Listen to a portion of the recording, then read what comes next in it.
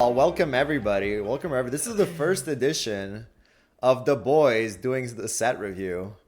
First boys set review. So welcome in rare moment. It's true, a historic moment. Some might say a historic Some are moment. saying that. You heard it here first. So let's get going. Let's get going. So we're gonna go through all the cards. We're gonna obviously speed through some of them, and we're gonna stop and like over like the real meta changers because there are a few this set. Because and we didn't see the leaks, so we actually didn't see them coming. So this is the first time that we're gonna actually spend more time on them. So we can start with like the filler stuff. Like the first one is execute. Pretty basic stuff. 60 HP. 2 energy attack. What do you guys think? I feel like it's just like a strict. It's like strictly worse than what we already have. 100%. Yeah. The only Yeah, I don't see any way you play it. Like you either want one energy. the Go only ahead. the only positive is it has 10 more HP, so you're not getting like one tapped turn one against like a Charmander. That's actually a really Like, good point. Yeah. I think that I just like realized this has 10 more. This has 10 more HP, so that's like strictly the only like The positive. only benefit. Um, Yeah. And honestly, Yeah. I don't think it's like too bad because usually if you're playing Executor with like or sorry, Execute with Executor, usually you're like I mean I guess you're hitting 20 sometimes, but most of the time you're like usually have it like in hand because like I That's guess true. depending on what you pair with, but like I guess right now like maybe RCS Carnivine's out of meta and you're gonna pair this with something else. So like that 60 HP is the like only positive over this. Yeah, I think it's old a one. great take, right? Like you said, like going first, you don't really care about its attack, right? Because you're gonna evolve it anyways before you attack with it. So the 60 HP might Yeah. actually be super clutch when you can't find your capes, right? Like we have the leaf capes now, but even then, like you might just brick your capes and you're screwed facing like the Litten or a Charmander, right? 100%. All right. So, Mhm. so let's see what else is up. Alolan Executor, stage 1, 150 HP, 3 energy for Tropical Hammer. It's a coin flip and then 4 retreat cost. The art is kind of funky. Yeah. I Bro. feel like a certain someone in this call might like this card. Really now. I do like my coin flips and I do like my executors, so this is a perfect card for me. It's true. So It's true. Nick is for everybody tuning in who isn't a regular on Nick's stream. Nick is like the coin flipper, the coin flip king. All right. So like if you read flip a coin, just forget it. He's gonna get heads. All right. Yeah, 100%. Yeah. So yeah, pretty memey card. I feel like it's pretty much pack filler. Yeah. The art is really funky. It looks like it's looking at my hand. I feel like it's looking at my hand, like from across the board. Yeah. This Alola Executor card is like one of my favorite art pieces by this artist specifically. He's made a couple other cards which I've also thoroughly enjoyed. Nice. Yeah, I love it. Yeah, it's funky, but I love it. Let's move on. Next up, Surskit. 50 HP grass type, quick attack. It has the same it's like similar to Ponyta, right? The fire Ponyta, the coin flip Ponyta, right? It has like a 10 base and then it does bonus for 50. It's pretty squishy though, right?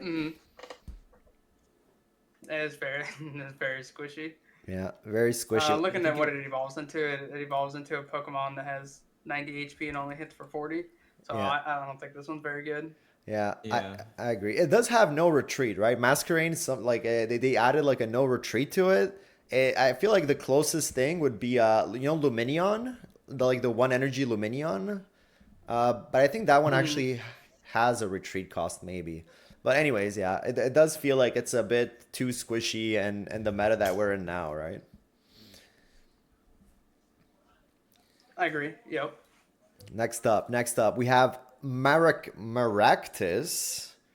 Maractus. This is just a basic 90 HP, two damage, 2 energy for 40, 1 retreat costs. Pretty filler. What do you guys think? Filler, yeah, you said it right. Not gonna be played that much. Yeah, at all. So we At can just all. skip next. Carablast, 60 HP, colorless to note, 10 damage.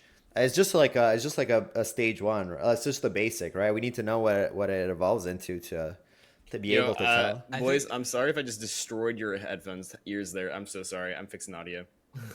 No problem. Oh, I was muted. Oh my god, fine. I'm so sorry. Holy shit. I'm sorry. I was not muted. I was fixing my audio. I'm so sorry, guys. I thought I was muted. Okay, no worries, You're no good. worries. I know Blast evolves into a steel type. Oh. We'll see it like moving down the line. Oh, do you know the name? Maybe we can like skip ahead because we're probably gonna forget. Do you know the name of it? I believe so. It's like Excalibur or something like that. It's Excavalier. Escavalier. Okay, yeah. okay. I gave people a little peek of it, but we're gonna come back to it later. Okay, sounds good. All right, next up, we have we have where were we? Okay, we have Phantom. Tramp. Yeah.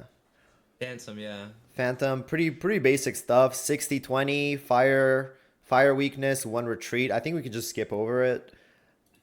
Yeah. We have Trevenant. It's stage 1, 130 for 3, 80 damage though. Right? Seems a bit little. What do you guys think? Yeah, it's probably just like another useless card, honestly. Yeah, I agree. It's not gonna be used a lot.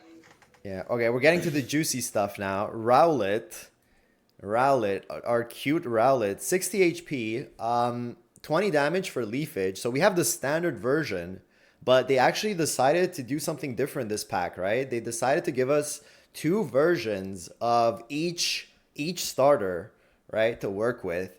So if we go on to the other version, the 60 HP skill dive attacks 10 to one of your opponent's Pokemon. This already feels like much better knowing what the Decidueye does, right? Yeah, no, this is definitely the one Yeah. that I would play. This is the one that combos with the stage 2. It I does. 100% agree. It does. Oh, we have Lucian in You HD. HD, baby. Oh, Oh, love to see it. And we have the lighting. We love it. All right, next up, Dartrix, 80 HP, one energy, 30 damage. I feel like this is a pretty good stage 1, right? Considering all the other stage 1s. If you're going first, you get to choose if you want to attack the bench or if you want to attack what's in front. If you get to choose if you want to use your candy or if you want to use this first before that, depending on what you have in hand. What do you guys think? it's pretty good, yeah. Pretty decent. I'm really I interested. don't think I'm sorry. No, go ahead. I don't think it'll be used a lot because of the like how we were building decks now. We're doing a 2-1-2 kind of build, so like we won't see it in play a lot as often as in the past if this card was released like in older sets. I agree. All right, what about Decidueye? Okay, our first EX of the set, 170 HP leaf type. You get 2 abilities to choose from: Pierce the Pain, 2 colorless, to snipe something that has damage on it for 100 damage, and Razor Leaf for 80, 1 retreat cost. What do you guys think? Is this the best EX in the Lunala pack, or am I tripping? It feels very strong. I've played quite a bit of rank so far, and I haven't come across a Decidueye deck once, though, is the only thing. So I can't say like how good it is, but like in combination with the basic that it starts out as, it feels really powerful. I just haven't had a chance to like see it in action doing its thing yet. Yeah. I have played against this deck multiple times, and I've seen it being comboed a lot with Spiritomb that has, I believe, it's Confuse Ray, the colorless one, and it snipes everything on your bench as well. So with comboing with that with Decidueye, you could instantly KO anything on the bench as well, unless you have like a card that full heals everything. Yeah, I thought about the Spiritomb combo. My only caveat for that, right, is that you need 3 energy total, right? You need 1 on the Spiritomb, and then you need 2 on the Pierce, 2 for Pierce the Pain, right? So it feels a bit slow, right, in this meta where you get like turn 2 Stokes into like turn 350 damage. So, and I've seen it. I've played against it against Greninja, the Greninja version too, and that one seems to work as well. I feel like people are gonna get creative with this card. Maybe we haven't like seen all the all the potential combinations. Nick, have you played against this? Yeah, I've seen. I've tried it with like Lurantis with Pedal Blizzard. Not many games, but that seems like a decent like combo. But like you said, like it's kind of like slow because you have to. It's a stage 1 you have to set up and a stage 2. But I mean, I'm interested to see how Decidueye holds up though. With like, I feel like just because like Stoke Charizard is gonna be such a like a force to be reckoned with, and that's fire. And I'm just curious to see like if Rowlets just get like turn 1 or turn 2 with Giovanni with the one with Ember. So I'm curious to see how this holds up, and how it kind of like I guess like RPS kind of goes if like somehow the Stoke Charizard beats this deck, and like maybe like an Oricorio deck comes out and the Decidueye beats that deck and Oricorio beats like Stoke Charizard. I'm curious to see kind of how like all the decks play against each other. I'm very curious. So I am interested to see if Decidueye can kind of do enough damage to kind of like out heal maybe two like Lilies, because it's doing 100 damage with Lilies and stuff like that. I'm curious to see if that's really going to be enough. But yeah. I agree. Yeah. That was beautiful. Yeah. Reality. Did you have anything else to add before we move on? Oh, I believe there is a way that the Spiritomb deck might work, and it's with the Dawn, where you use 2 energy. But that's all I really have to add, because I've seen the Dawn being used in the Decidueye before, and it went really fast. It ramped up too fast for me to counteract my Solgaleo. So okay, yeah. So they managed to snipe like a stage 1, right, or on the bench or something, and ruin your tempo. Yeah, it ruined my tempo because it snipes my Cosmog on the bench, and I had a colorless dragon that actually is coming up too as my active, right? And it just swept me from there. Yeah. I mean, yeah, and I think Nick has a great point too, that it's a great card. It's just that it might not have room in the meta because of how much place Stoke Zard has, and how much even Incineroar, right? Even Incineroar, it doesn't straight up one shot it, but with the help of like a helmet or a red, right? It kind of kills this deck's only win condition, which is the Decidueye, right? All right, next up, let's move on to Grubbin, 60 HP, colorless, for 10, pretty standard stuff. We can. I love the art. it is cute. I think it's one of those like real life plushie arts, right? It looks like they just took a picture. Yeah, it looks like a picture. Yeah. And I think this is probably like pretty meta defined, honestly. 10 damage is pretty crazy. yeah. Next up, we have Fomantis.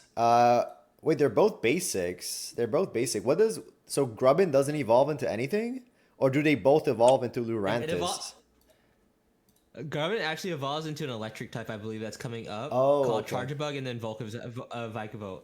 Okay, nice. Thank God I have you guys, because I only played till like Gen 4. I'm new, okay? So thank God I have some connoisseurs in the building. Okay, so we're gonna see Vikavolt after. Fomantis, 60 HP, 20 damage for 1 leaf, pretty standard stuff. We can move on to its stage 1. Lurantis. Oh, I hear a bubbler.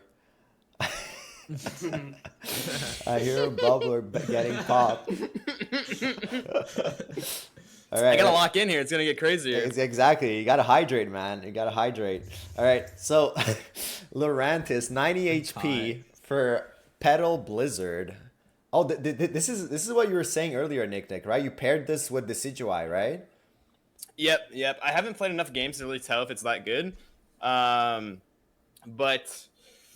it's solid. I mean, what Spiritomb is like the one you guys were talking about Spiritomb, like that's like a 1 energy, does 10 damage to everything. So that's honestly probably better than this. Actually, I feel like it's definitely better, just because it's a basic. This thing's getting absolutely cooked, like turn 3. Yeah, 100%. Yeah. Yeah, it feels like what like the only benefit over Spiritomb is like you have like 10 more HP and you deal 10 more damage, but like you have to run two more cards in your deck, right? Because you're playing a stage 1. So yeah, Yeah, I don't you're know why. Yeah, I mean it's cute, but I feel like yeah, Spiritomb might just be better. Next up, we have Morlul, 60 HP, 10 for a colorless. Okay.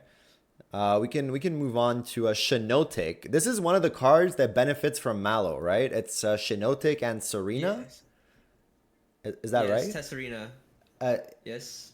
how do you say it? I say it's Serena, but you say Tesserina, right? Tesserina, yes. Okay. So 100 HP, Tesserina. Flickering Light. I feel like it has 10 more HP than the other Shinotic that we had from before. Flickering Light, 50, flip a coin. Oh, this one's for you, Nick. If heads, the defending Pokemon if heads, this defending Pokemon can't attack during your opponent's next turn. What do you guys think? It's a good stall card. That's 100% sure. If you're running any like grass, like I feel like if you run Decidueye and you can't stall for Decidueye to be fully evoed, you run this to stall the opponent. Yeah. I feel like having Mellow work on this is kind of a waste though, right? Like it only has 100 HP. Like when are you ever going to heal more than Erica, right? And you also discard the energy, right? So I feel like I'm not sure why they added this to the Mellow, right? It is yeah, and Edgy in the chat has a great point that like, two energies for 50 and like a so-so effect seems kind of steep in the meta that we are in now, right? Yeah, I mean, you're completely right. This thing's getting like one tapped off the map. Like 100 HP, even with Leaf Cape, like it's 130. Like, I guess you could heal it up all the way because Mellow's the one that heals like hit all the way fully, right? Yeah. Yeah. And like, I guess if you want to flip coins where it's like I guess they can't attack, but then I don't know. I feel like it makes like no like I'm trying to think like what decks you want to stall in, which like obviously if you brick because of it you want to stall, but like you're probably bricking because you have these cards in your deck. Exactly. Yeah. It's because you're not running better cards, right? There you go. All right, let's move on. Okay, it's getting interesting now. This line is actually this line actually took me by surprise because I completely overlooked it, and I think it was another streamer like Mogwai. Anyways, some other streamer. Yeah. Yeah, it's something like that. Yeah. Yeah. So he was playing the Serena line on stream, and I was actually surprised by, by it because it does pair well with Mellow, and it's pretty aggressive. It applies a lot of pressure. So here's the basic, right? Bounce Suite. 50 HP, same as like the old executors. So yeah, the old execute. So you got to be careful with it. 20 damage for 1 energy, fire weakness. So it does get cooked. But I feel like with the addition of like Leaf Cape, I feel like people can make it work. What do you guys think? Yeah. You got it, right? You go. Oh, I feel like it 100% can work, and if you just incorporate it right with like specific cards, that you can 100% climb to even Ultra Ball 4 or even Masters with this deck. And like I've seen people like run like non-EXs in Master Ball and even Ultra Ball 4, like right on the cuffs of Master Ball. So like, and like with any deck you can really like, and this hits for 150 at like as this final stage as well. If you hit all heads, that knocks out a lot of potential like crazy attackers. Yeah. So let's see the stage 1. This one might get skipped pretty often with Rare Candy, but what does it look like? 80 HP, double spin, flip 2 coins, does 30 for each heads. That's not bad. 30 average damage. It's like pretty standard for a stage 1, right? Yeah, it seems about pretty standard. I think. So I'm trying to think like. Sorry, go ahead. No, you're good. I was done. Okay, yeah. I was gonna say, so here's the end result, right? Serena, 130 HP, 3 kick combo, so 3 coins and 50 for each heads. So there's 4 outcomes, right? 0, 50, 100, and 150. The average is like 75, right? So it's a bit higher than actually the average is a bit higher than like the 1 energy Beedrill, right? It kind of has the same HP, I think. I think Beedrill has 130, right? The genetic Apex one. That's right. And I it believe so, deals yes. it deals around the same average damage, but it has a higher ceiling, right? What do you guys think? I think it's gonna feel like it's either gonna feel really good or really bad to play the line. Like it's just coin flippy. So like it's gonna be hard to find consistency, but like your average damage is very good. So like for 1 energy, you average 75 damage. Mm-hmm. You average 1.5 flips, so you'll either hit 50 or 100. Mm-hmm. So I think a lot of people are gonna end up playing it because of the full art. If we're being honest. But Yeah. like I think it's either gonna feel really good to play or it's gonna feel not so great to play. Yeah, I think it definitely. I think it definitely benefits though from like unlike the executor where it's 1 coin flip where it's heads or tails, the 3 flips make it like way more consistent for like doing the like average damage of what like 75. Mm-hmm. It's like in the long run it should be like more consistent or at least yeah. Yeah. Well, And Go ahead. I feel like the one good thing about this card is like it only if they even knock it out, it's only 1 prize point. So like you're not really it's not like a game like a game tire. If like your opponent and you are both at 1 or your opponent's at 1 and you're at 2, it's not gonna really affect the game state that much unless you don't have 1 card on your bench. 100%, 100%. And you know, like one thing I was surprised about this is how it pairs with Mellow, right? Because Mellow full heals the card, but it discards energy. But since it only needs 1 energy to attack, you can just like reattach the energy after, right? So you're basically, you can play 2 Ericas and a Mellow, right? And as long as your opponent Oh can, yeah. as long as your opponent can one-shot it, you can even add a Leaf Cape to like bring it up to 160, right? So outside of a Charizard, outside of like a Stoke Charizard, there's not a lot of things that like one-shot 160, right? yeah, Yeah. I'm trying to think. Damage Incineroar. That's true. Incineroar does it. Charizard does it. But Solgaleo kind of comes a bit short, especially since it's a non-EX, right? So you can't even play red on it. Blastoise does it. Good call in the chat. Venusaur, not quite. But Does not. Yeah. Mewtwo. If you Mewtwo. have full charge Mewtwo, that really. That's true. Yeah. So, yeah. I don't know about you guys, but honestly, like I overlooked this card when I was like going through it. But I feel like there's something here, you know, like you can play double of these, maybe 1 Beedrill EX or a regular Beedrill or a Meowscarada line. You know, if you're trying to climb fast, if you're trying to play like quick games and you want to roll 150 on the turn where you attach energy, right? This might be it, right? Yeah, sure. 100%. Yeah. All right, let's move on. Wimpod, 70 HP, ability Wimp Out. Wow, okay. During your first turn, this Pokemon has no retreat cost. That's pretty cool considering it has 3 retreat. But at the same time, what does it even do, right? 3 energy for Gnaw? 3 energy for Gnaw. All right, I guess we have to see what it evolves into, right? Golisopod, 120. First impression, just like what we're doing now. If this Pokemon moved from your bench to the active spot this turn, this attack does 60 more damage. If it moved from your bench to the active. Okay, so I guess you play Wimpod, you retreat it, and then you bring it back in front and you swing for 120. But like it's 3 energy. Like what are we doing here, guys?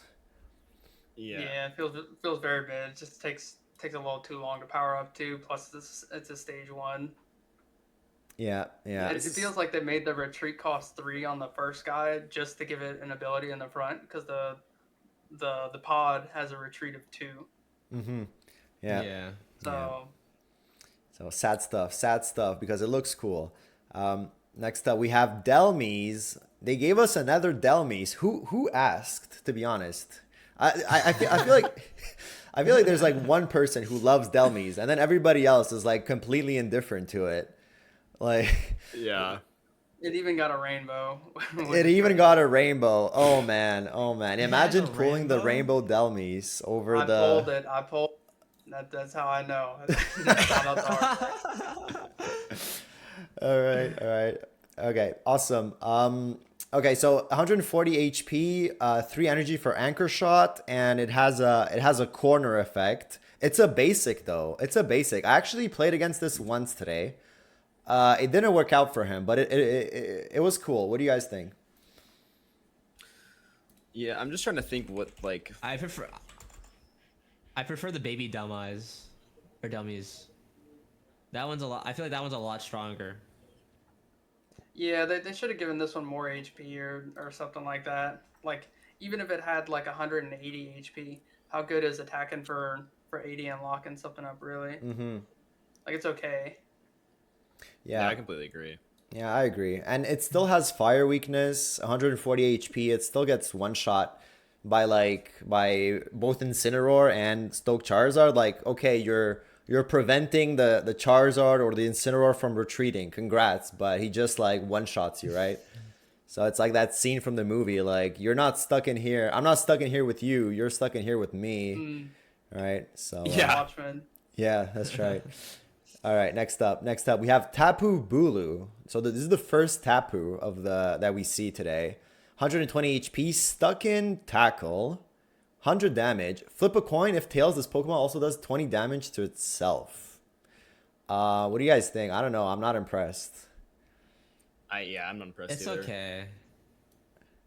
All right. It's not like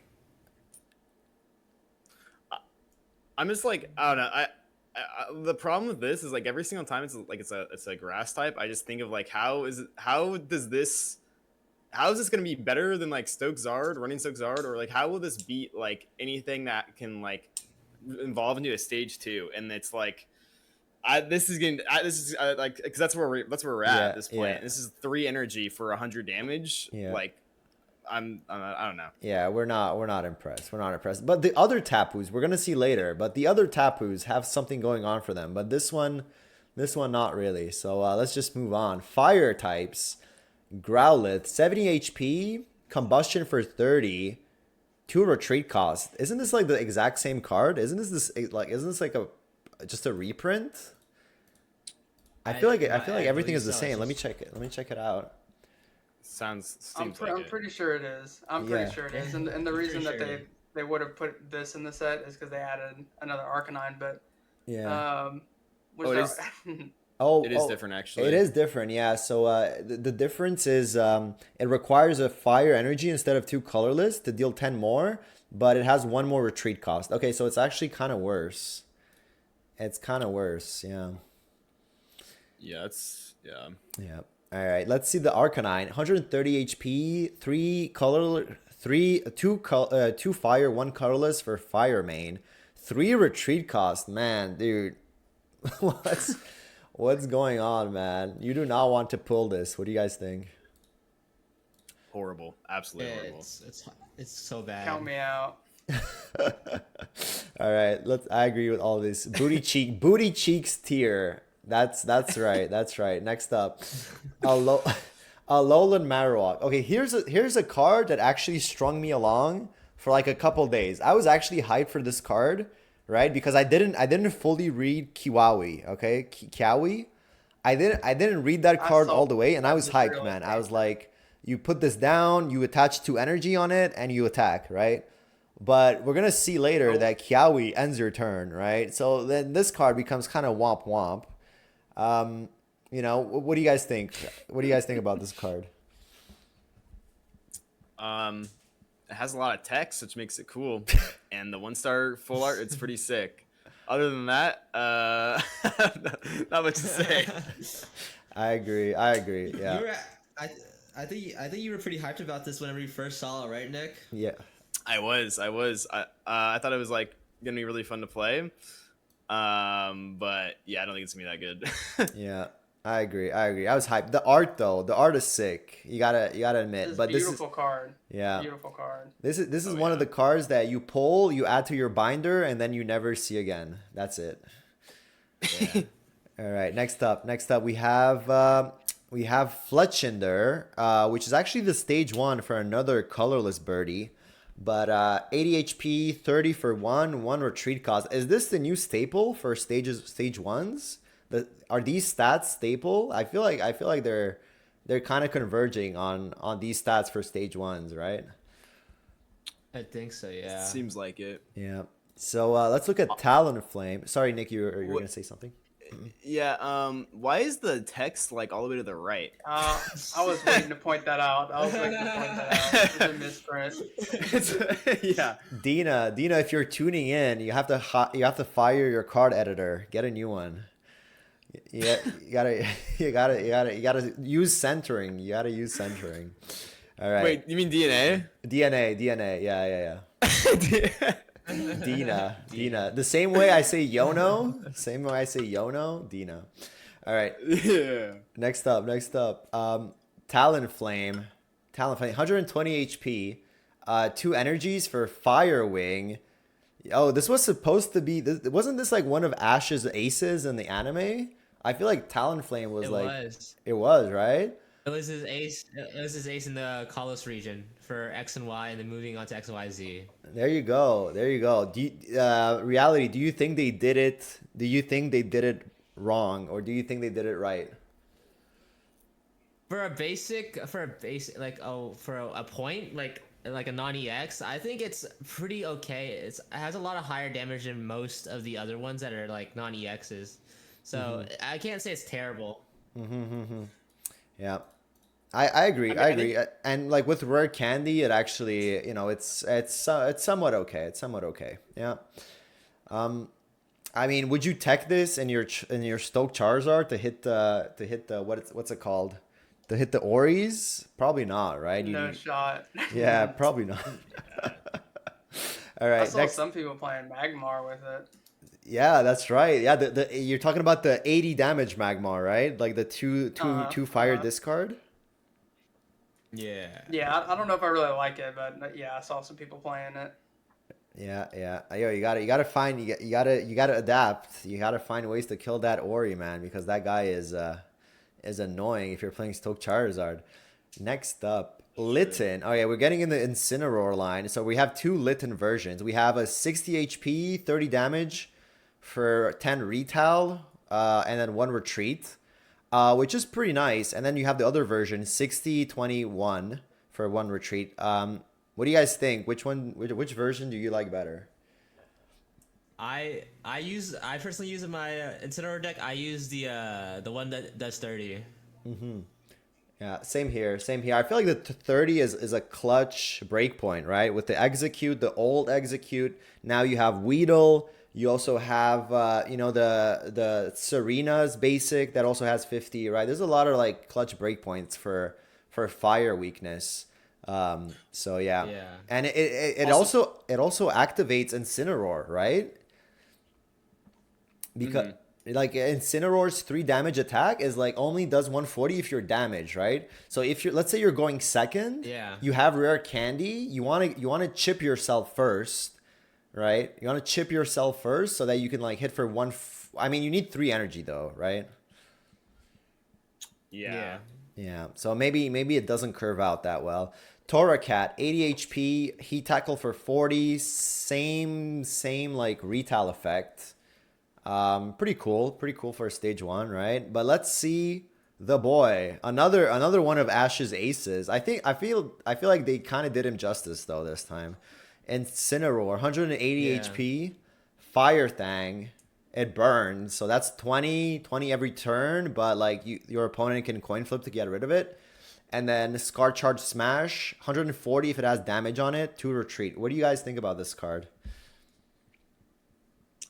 I like it. It goes well into a lot of matchups. It goes well into Solgaleo. It goes well into the Decidueye. It goes well into Meowscarada. I agree, yeah. Somebody in the chat says Teemu Stokesard. I kind of agree. Like one of my caveats with it is the having the damage criteria, because that means that you can't really play Lily effectively with it, right? In the sense that if you full heal it before attacking, you're gonna deal 80, right? So it doesn't pair up well with like the new Lily supporter the same way Stoke Charizard does, right?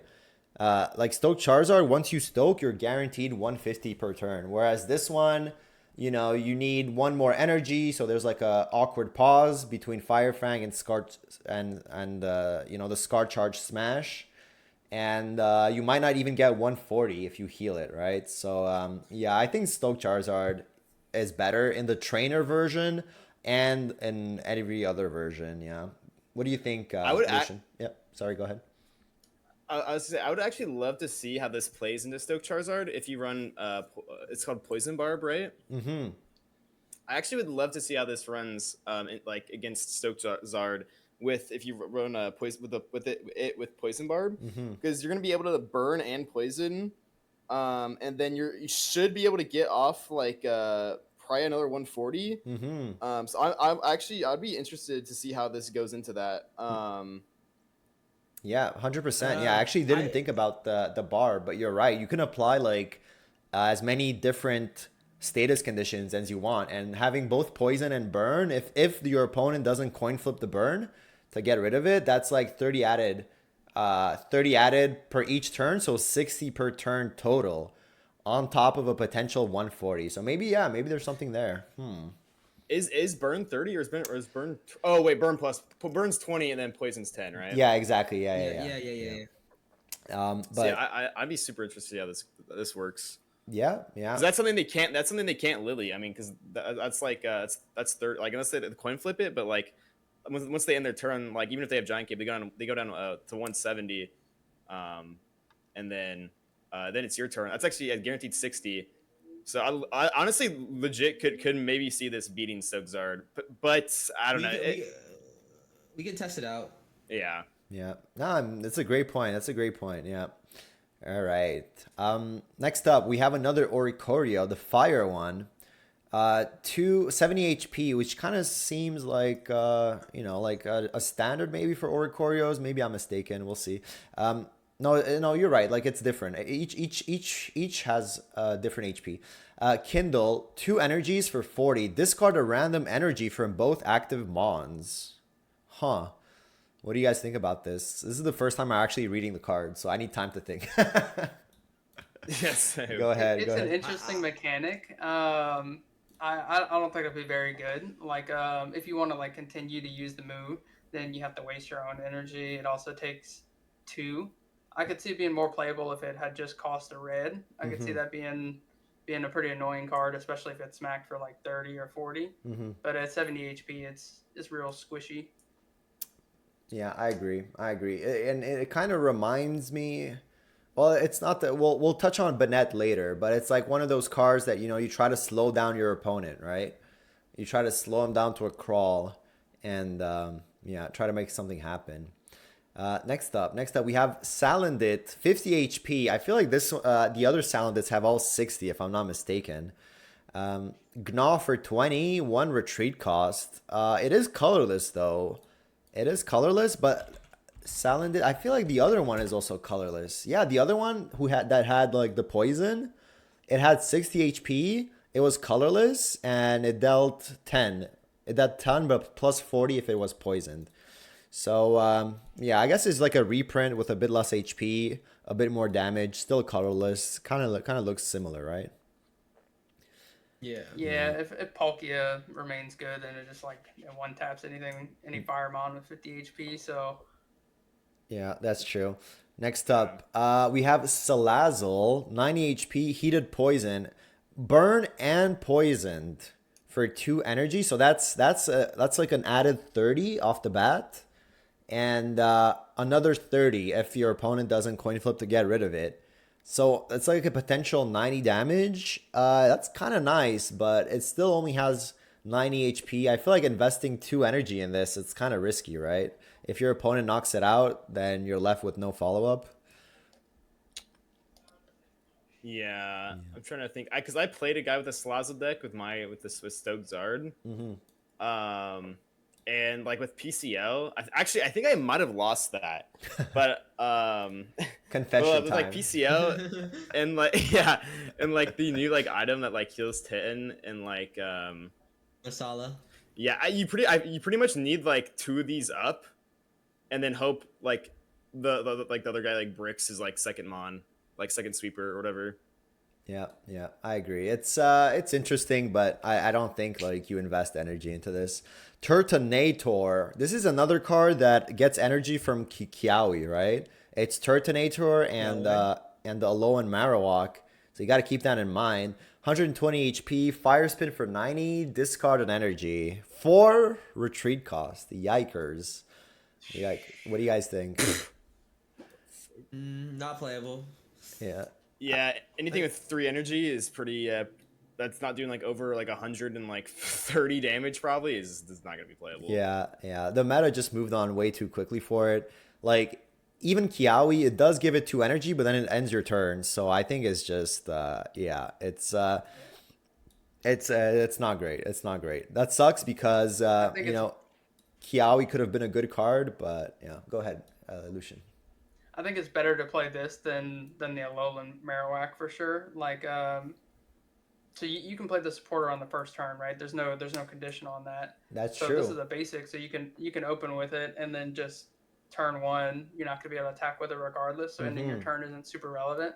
And then for the rest of the game, you could just swing in for 90, which could out tempo Yeah. some decks, but for retreat cost, not being able to get it out of the way isn't super great. Yeah. But that's actually But I think it's yeah. Sorry, go ahead. yeah. It's just better than playing it with the Marowak. Yeah, yeah, but like your point is actually great, right? If you're going first, you attach the energy on it, and then the turn after you start swinging for 90. The only issue I see is that you have to keep adding energy to it, right? Because it's discarded energy from this Pokemon. So that means that you're not building anything else in the back, right? It's like you're like full committing to like killing him with 90 every turn, and if it doesn't work, then you're screwed, right? Yeah, you can't even retreat it if you attack, like, because you can't get to 4. No. Yeah, Not exactly. that you would ever want to, but Yeah. All right. So that's it for fire type. Let's move on to water. Alolan Sandshrew. This is probably one of my favorite like regional variants along with Alolan Vulpix. I feel like they really picked like cute cards to like do the variants for this one. 60 HP, scratch for 20. Metal weakness. We started seeing more and more metal weakness in this pack rather than electric. 1 retreat cost, pretty standard stuff. I guess the metal weakness is to note because it does die to Skarmory. Let's see Alolan Sandslash. Same HP as the regular Sandslash, 100. Spike Armor. This is the first time I'm reading it. During your opponent's next turn, if this Pokemon is damaged by an attack, do 40 to the attacking Pokemon. 40. Okay, so like retails, it's like a Drud. It's like a stage 1 Drud. It retails 40. What do you guys think? interesting. That was Spike Bard or like Rocky would be awesome. That'd be fun. You basically, with a Rocky, you basically one-shot any 60 attacker that attacks you, right? But like your opponent can just Yeah. choose not to. He can just choose not to attack. He's just like, you know what? You know what? I'm fine.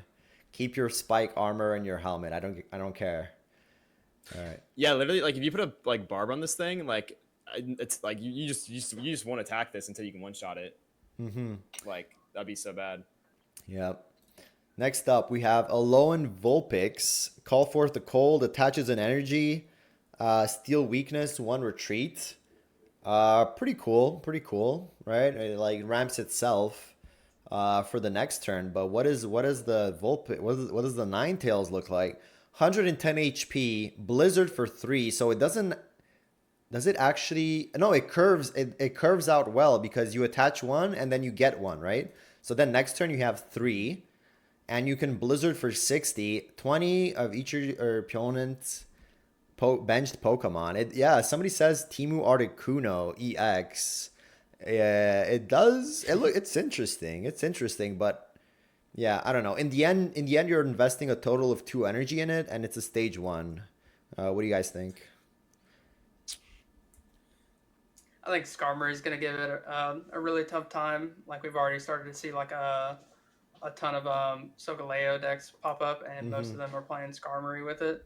So like it's a little squishy. Like the Skarmory is just gonna one tap the Alolan ball picks a lot of the time. You know, Yeah. 50% of the Yeah. time. So it's 100%. it's a little rough. It's a little rough. Yeah, I agree. Let's move on. Shelder 70 HP, tackle for 10, one retreat. So it's like a beefy basic. Has a 10 more HP, 10 less damage. The next one, it evolves into Cloyster, guard press for 50. Takes minus 20 from attacks. 3 retreat cost, electric weakness. I don't know. It just feels way too slow. It's just too defensive in a meta where you want to be on the offensive, right? Yeah, I Yeah, can 100%. completely agree. Yeah. All right, Like, next. Yeah, at Sorry, least go ahead. it does have electric weakness, which is nice since like you go into a lot of Skarmories, like you're saying. But yeah, Yeah. Next up, Lapras. They gave us another Lapras, 110 HP, 3 energies for Surf, 2 retreat cost. I don't know. Seems like filler, right? yeah, Yeah. Yep, fluff for sure. Fluff for sure. Next up, Poplio. So we have 2 versions of Poplio, 60 HP, one that sings to put you to sleep, and the other one water guns. Which one are you playing? I like to put my opponents to sleep because it's more fun. I know a lot of people they prefer let me just get in for the 20, but I like to put them to sleep. I know it's bad, especially with all the stage 2 mons and stuff like that, but I like to have fun when I play sometimes. I agree. Yeah, I agree. I'll also put Pokemon to sleep. Yeah.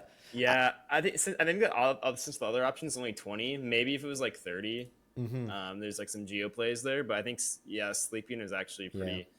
I feel good. I feel like the sleep effect is like one meta too late, right? Because it's really good against basic EXs, but this is the pack where we started moving from basic EXs to like stage 2s, right? And evolving clears the sleep, right? So it's like one pack too late. Yep. It's one pack too late. Yeah. Brion, 80 HP, Wave Splash for 30. Wave Splash for 30. This is like once again, they're actually like really giving the same exact stats to every stage 1 now. 80, 30, 1 retreat. So pretty standard stuff. Let's look at Primarina. Primarina is the only starter that didn't get an EX, right? It got shafted, Yep. while the other 2 got an EX. The ability Melodious Song. Once during your turn, you may heal 30 from each of your water Pokemon. I think I've seen somebody play this with the crab. I've seen somebody play this with the Crabomino? crab. Yeah. With what do you guys think about this? I like the card. I'm just not sure like where you would find a home, and then how relevant like having to use up all these deck slots to heal for 30. Yeah. Whenever you can either just choose to play like an Irida. Now it is every Pokemon, but I don't know where you would find a home for this. Same. Maybe. I was gonna say maybe if you're just like a lunatic, maybe like a Lilin Sandslash. Like I don't know though. Yeah. Maybe. All right, let's move on to the EX, the Water EX and the Solgaleo pack. We have Crab. I can never pronounce this, man. I'm just gonna call it Crabomino. Crab. Like Crabomino. Crab. Dude, I'm like tongue twisting myself. Like 160 HP. Insatiable striking, 40 damage for 1 energy. During your next turn, this Pokemon's insatiable striking does plus 40 more damage. 3 retreat costs, metal weakness. Have you guys played this yet? I think I've seen it with Palkia EX actually. Yeah, that's actually So one of like I the see- things I- that came to mind, right? Because you have like something that applies pressure for like low energy, and then what's your finisher, right? What's your finisher? I've seen people play Greninja, but I feel like Greninja is a bit low on the damage output. So I'm thinking like Palkia, right? Maybe like I don't know, Rayquaza, Wugtrio, one of those. You know, something that you can like load energy on it, right? Like when I first read this card, I thought it was cracked. But then I saw that it has metal weakness and that it most likely gonna get one shot by Solgaleo. Anyways, so I haven't seen this in Ultra Ball yet at all. So yeah, I've seen it in low Ultra Ball. Mm-hmm. So they paired it with Palkia, right? They paired it with Palkia, and it was Misty, Palkia, like double Misty, double Irida. Mm-hmm. 2 lines of this, one Palkia, and then they just try to like ramp as much damage as possible, and then just dimensional slash with Pal to finish off the board. Yeah, yeah. I mean, I'm gonna try it. You Like I know pulled what the one. stage 1 does? Sorry, go ahead. Sorry. Do you know what the stage 1 does? It, The stage 1 is a color. It's a colorless that does 20. yeah, it's a colorless fighting. I can actually pull it. It's in fighting, and it's like oh, here it is. Crabrawler, dude. These names, man. 70 HP, a colorless, punches for 20, and then 2 retreat. It's kind of cool that its basic is a different type, right? And has different weakness, so it doesn't get one shot by Skarmory. You at least get to like get it out, right? Yeah. Yeah, no, Alright. for sure. Next up, we have the Wishy-Washy. The Wishy-Washy. 30. Jesus Christ, man. 30 HP. This one, Yeah. Yo, 30 HP. Call for family. Put another Wishy-Washy or an EX Wishy-Washy from your deck onto your bench. And then you have electric weakness. And then 1 retreat cost. I guess let's just look at the EX2 and then we're going to talk about them together. Wishy-Washy EX. So this is another basic. They're both basics, but they rely on each other. 170 HP, School Storm. Does 40 damage for each of your benched Wishy-Washy or Wishy-Washy EX. If you have all 4, you're only hitting for 150. What's going on, guys? What's going on? What is this card about? Yeah, that's horrible. That's jeez. I love Wishy-Washy and I want it to be good. It's just not. It's not very good. Yeah. 30 HP that's the lowest thing in the whole game, right? There's nothing else that has 30 HP, right? Yeah. Magikarp. Magikarps, yeah. Oh yeah, Magikarp. that's right. And and like it's basically like the card is basically like you need Exodia, and when you get Exodia, you only hit for 150. I'm not feeling it, man. I'm not feeling it. And as soon as they like snipe one of your low HP Wishy-Washies, you're stuck dealing 120, right? I don't know, man. You could run Elder. Oh, that's true. Yeah, you can bring it back. That's true. You can bring it back with Elder. That's a good call. I didn't think about that. Yeah. Yeah. What does fishing net do? Fishing net. Grab to water. Yeah. It does the same thing as Elder, but for water, right? Okay. Yeah. It's an Does item. someone link- It's yeah. So Somebody linked a deck that this guy's rocking in Froggy X, and it's rocking 2 fishing nets. So, I mean, I don't know. yeah. Maybe there's some actual play. He's 5-2 currently. Yeah. He's 5-2 with Wishy-Washy, guys. Maybe we're sleeping on something. We'll find out. But yeah, I mean, I guess the Elder and Net. Yeah. So the Net does the same effect, but it's an item, so you can use it with trainers, right? With supporters. So I guess it's a bit better than Elder. Yeah. All right. It just feels very clunky. Like if you open with the Wishy-Washy, like it has a retreat cost of 3, so then it's gonna be hard to tutor up the rest of them. Exactly. Yeah, you're kind of stuck with it. You have to like not only heal it to keep it alive, you also have to find your other Wishy-Washies. I feel like this goes good into more stalling decks. Mm-hmm.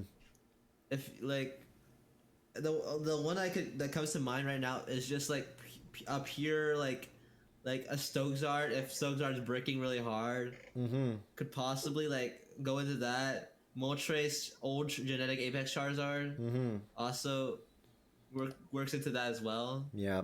But that's all I see. Yeah, I agree. The problem is though, even with like if Stokesart has a giant cape, even with the red, you don't even one shot it. Yeah. It's crazy. Yeah, I feel like the damage is way too low for what you're trying to achieve, right? It should have been like 180. Make it so that we like one shot everything, right? And then it's real Exodia, not. I completely agree. Yeah. All right, let's move on. We got a couple more water types. Dupitor, maybe 60 HP, 2 energies for 30, 1 retreat cost. Not the best basic. What does it evolve to? Oh, right. Araquanid, 110 HP, dangerous claws for 3. If your opponent's Pokemon is a basic, does 60 more damage. So this paired with Lana, right? It's Lana? Yeah, this paired with Lana, you get to snipe whatever basic you want. But what if your opponent evolved it, right? What if your opponent already has yeah. I actually cooked up a kind of a semi competent comp deck with this. I used 2 Poke Flutes, so like I just use 2 Poke Flutes, so I like try to kill their basic as fast as possible, and then bring it back out and Lana it back into the front and kill it again. That's actually that's actually a great idea. Like you just ignore the big Pokemon or the EXs, right? You just like you snipe a basic and then you Lana twice or you Poke Flute twice and you get your point. You just ignore what your opponent is trying to do and you play around it, right? I use a similar kind of deck on actually Nick in last pack too. With Victory Bell, I'm guessing, right?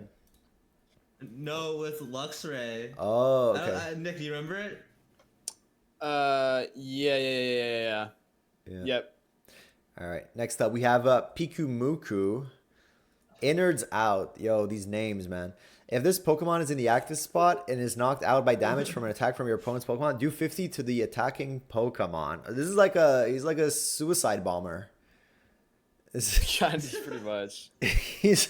You just put this guy in the active and you never add energy to him, and you just hope he dies as fast as possible to get that sweet 50 damage. Oh man. All right. Put it in Stoke Czar for Oricorio. Holy shit. Oh, but even then it's not enough. It's only 50, right? Yeah. No, but it's Poison water Barb. type. It's water type. Does it use weakness? Would it use weakness on like fire types if it explodes in their face? Maybe. Probably. Oh, I don't know. Or with Rocky.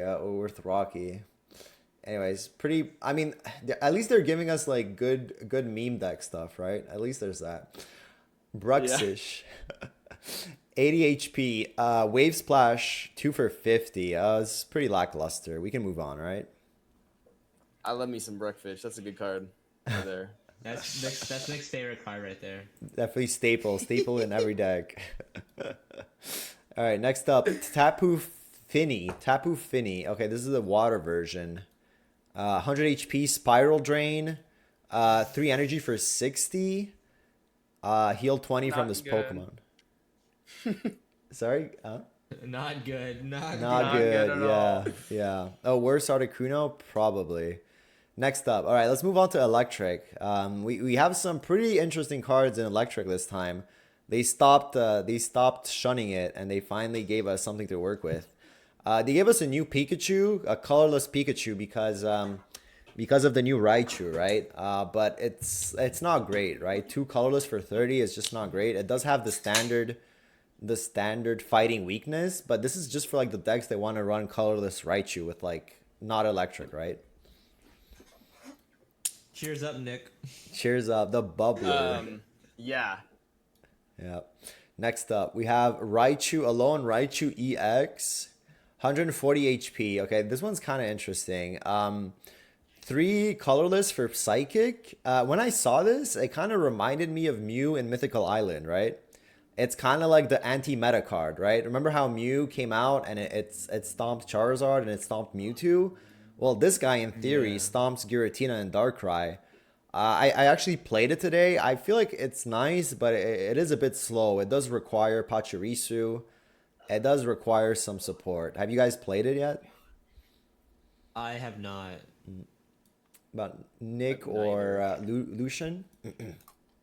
No, I haven't played this one yet. I was also super excited for it, but like going into into ranked and like playing against those decks, it seems good, but just like not as like powerful as I had initially thought it was going to be. Yeah.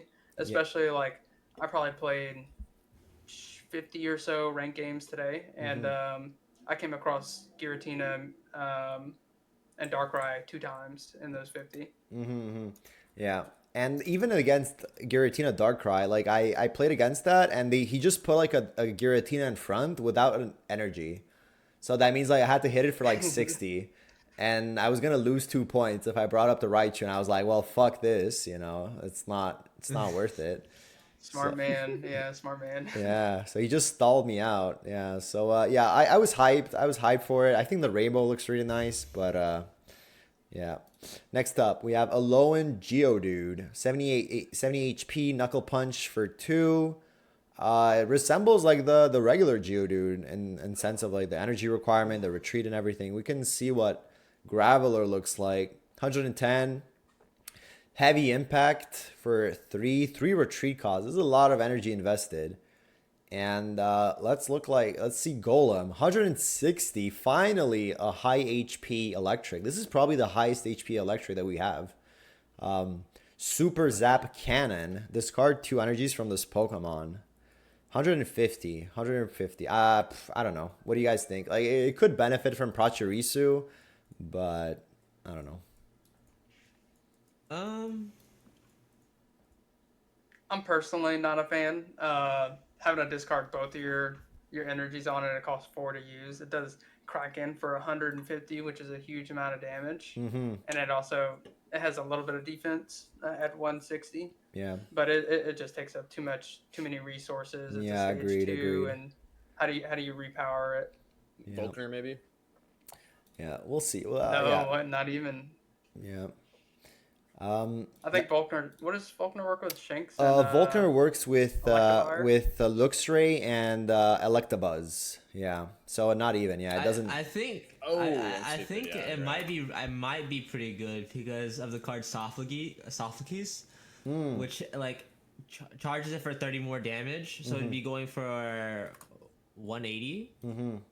So in theory, that can one charge Stokesard, like, and stuff like that. Yeah. But besides that, it's not good. Yeah. Yeah. No, there's a great point. Somebody in the chat says like Pikachu EX from last pack does the same work with like red, which is a good take considering it's a basic, right? So Sure. yeah. Next up, we have Helioptile, 60 HP, Smash Kick for 10, colorless, fighting weakness, pretty standard stuff. We get another colorless, Heliolisk, 90 HP, rear kick for 40. I mean, it could be an interesting tech card against the like water types, but other than that, like I don't see why you would play a colorless electric. Yeah, we can probably move on, right? Yeah. Yeah. Charge a bug. That's actually funny. 90 HP, Vice Grip for 30. That's pretty. Oh, it's a stage 1 though. It's a stage 1. All right. But it evolves into Vikavolt. Okay. 140 HP. I've seen a lot of like there was people in chat yesterday asking me to like check it out. Disconnect 70. During your opponent's next turn, they can't play any item cards from their hand. I mean, it's useful, but like I don't know what you guys think, but I don't think item cards are that prevalent that we need to play this specifically for that, right? Yeah, I mean, honestly, when I first saw this card, I thought it just made your opponent like disconnect. I'm like, this card's OP, but yeah, no, it's yeah. I mean, it hacks your opponent. Yeah. It hacks his yeah, internet. I feel like this card might be a sleeper for future packs because with more packs coming out, there will be more like item cards that might be more broken towards the future, and this could possibly negate that. Yeah, 100%. Yeah, Yeah, I mean, somebody says rare candy, rare potions, candy? and X speed. That's actually not crazy. It does negate rare candy.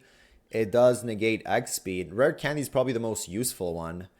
that gets negated. But once again, like, do you just play this for this effect? I don't know. It might be, people that enjoy Banette and Gengar, they might enjoy this, right? Yeah.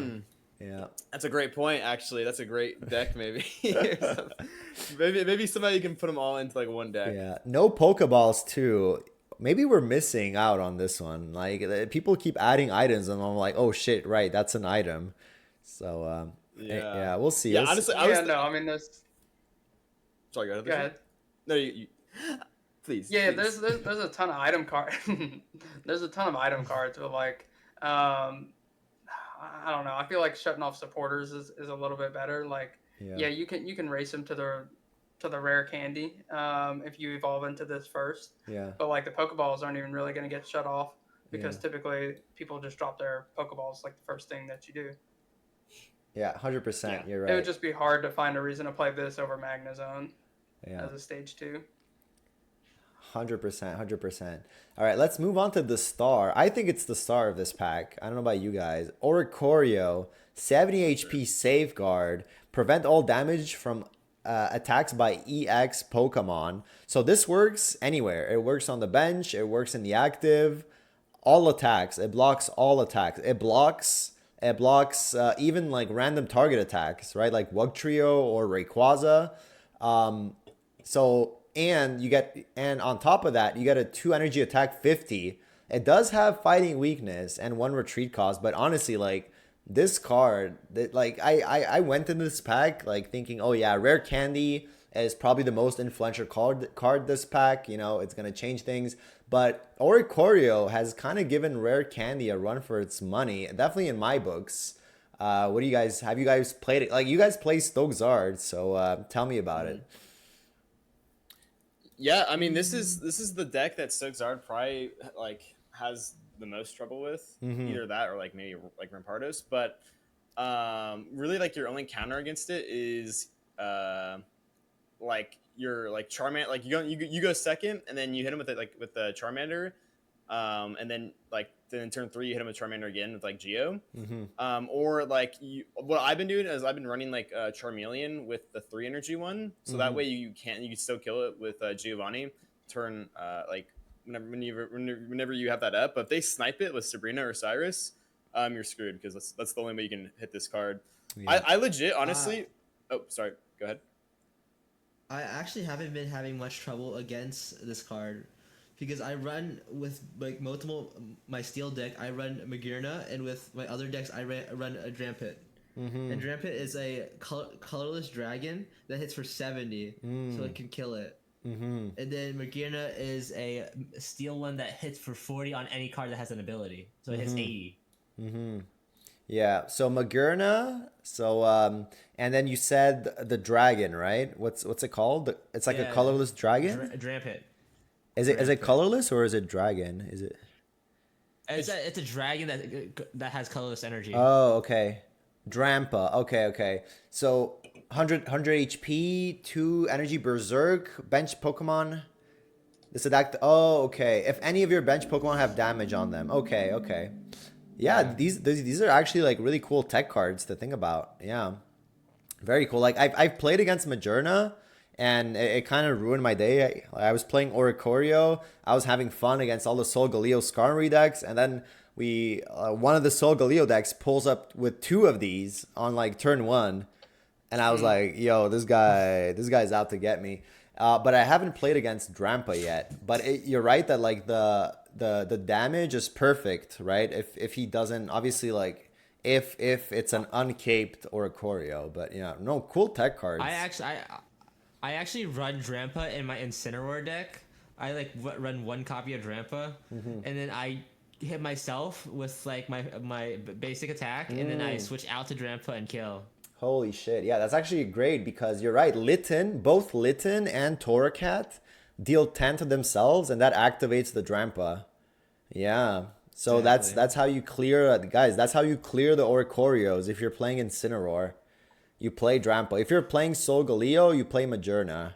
And if you're playing fighting, well, I think you're fine. All right. Yeah, yeah. I've been having a hard time with fighting. I think you can tell. Next up. Yeah. All right. Do we? I would Yeah. I would love before we move on. I'm really curious to see in tournament if we see like some rando decks like with like water or like psychic or something. Just throw one of these in here for like hope for like a Hail Mary tie just in Yeah. case. Yeah. Like I'm very very curious to see how like people implement this card and like if they do in like any non-electric decks. And then also down the road, obviously, I feel like we're probably gonna get more safeguard cards, but like if we don't, and then they eventually add a card where it's like add one electric and it's like a trainer, then all hell is gonna break loose with this card in like every single deck.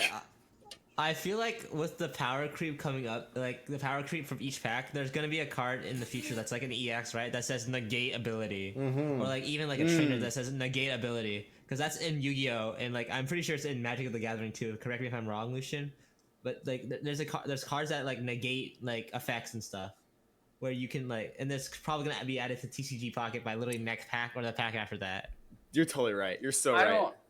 I think you're right. I disagree. I'm sorry to disagree. I think they know that like especially in like Yu-Gi-Oh, people don't like those types of effects like hand traps or whatever. They'll probably do like, or no. Okay, I'm eating my words here. I could see a Pokemon that like just does negate all abilities. I take it back. I take it back instantly. I could see him doing it. Or like a trainer, like there's a gym leader in I think Gen 7 or Gen 8 in Galar. He's the only trainer that doesn't use Dynamaxing. They could add a card like that to where it like negates all abilities of Pokemon using like him as the cover. You know what I mean? Yeah. No, I definitely see it happening. We'll see when. Like I remember on Reddit, people would post like Pokemon from the physical TCG with Safeguard, and they were like, "Oh, when are we gonna get this?" Right? And everybody's like, "Oh, it's so OP. They're never gonna add this." And then here we are with Safeguard. It's arrived, and to follow up on what was said about like people just like adding this as a tech card. Today I played against Dark Tina, and they had one Oricorio. They just like splashed an Oricorio in the active, like straight up as like anti Charizard tech. I'm guessing, right?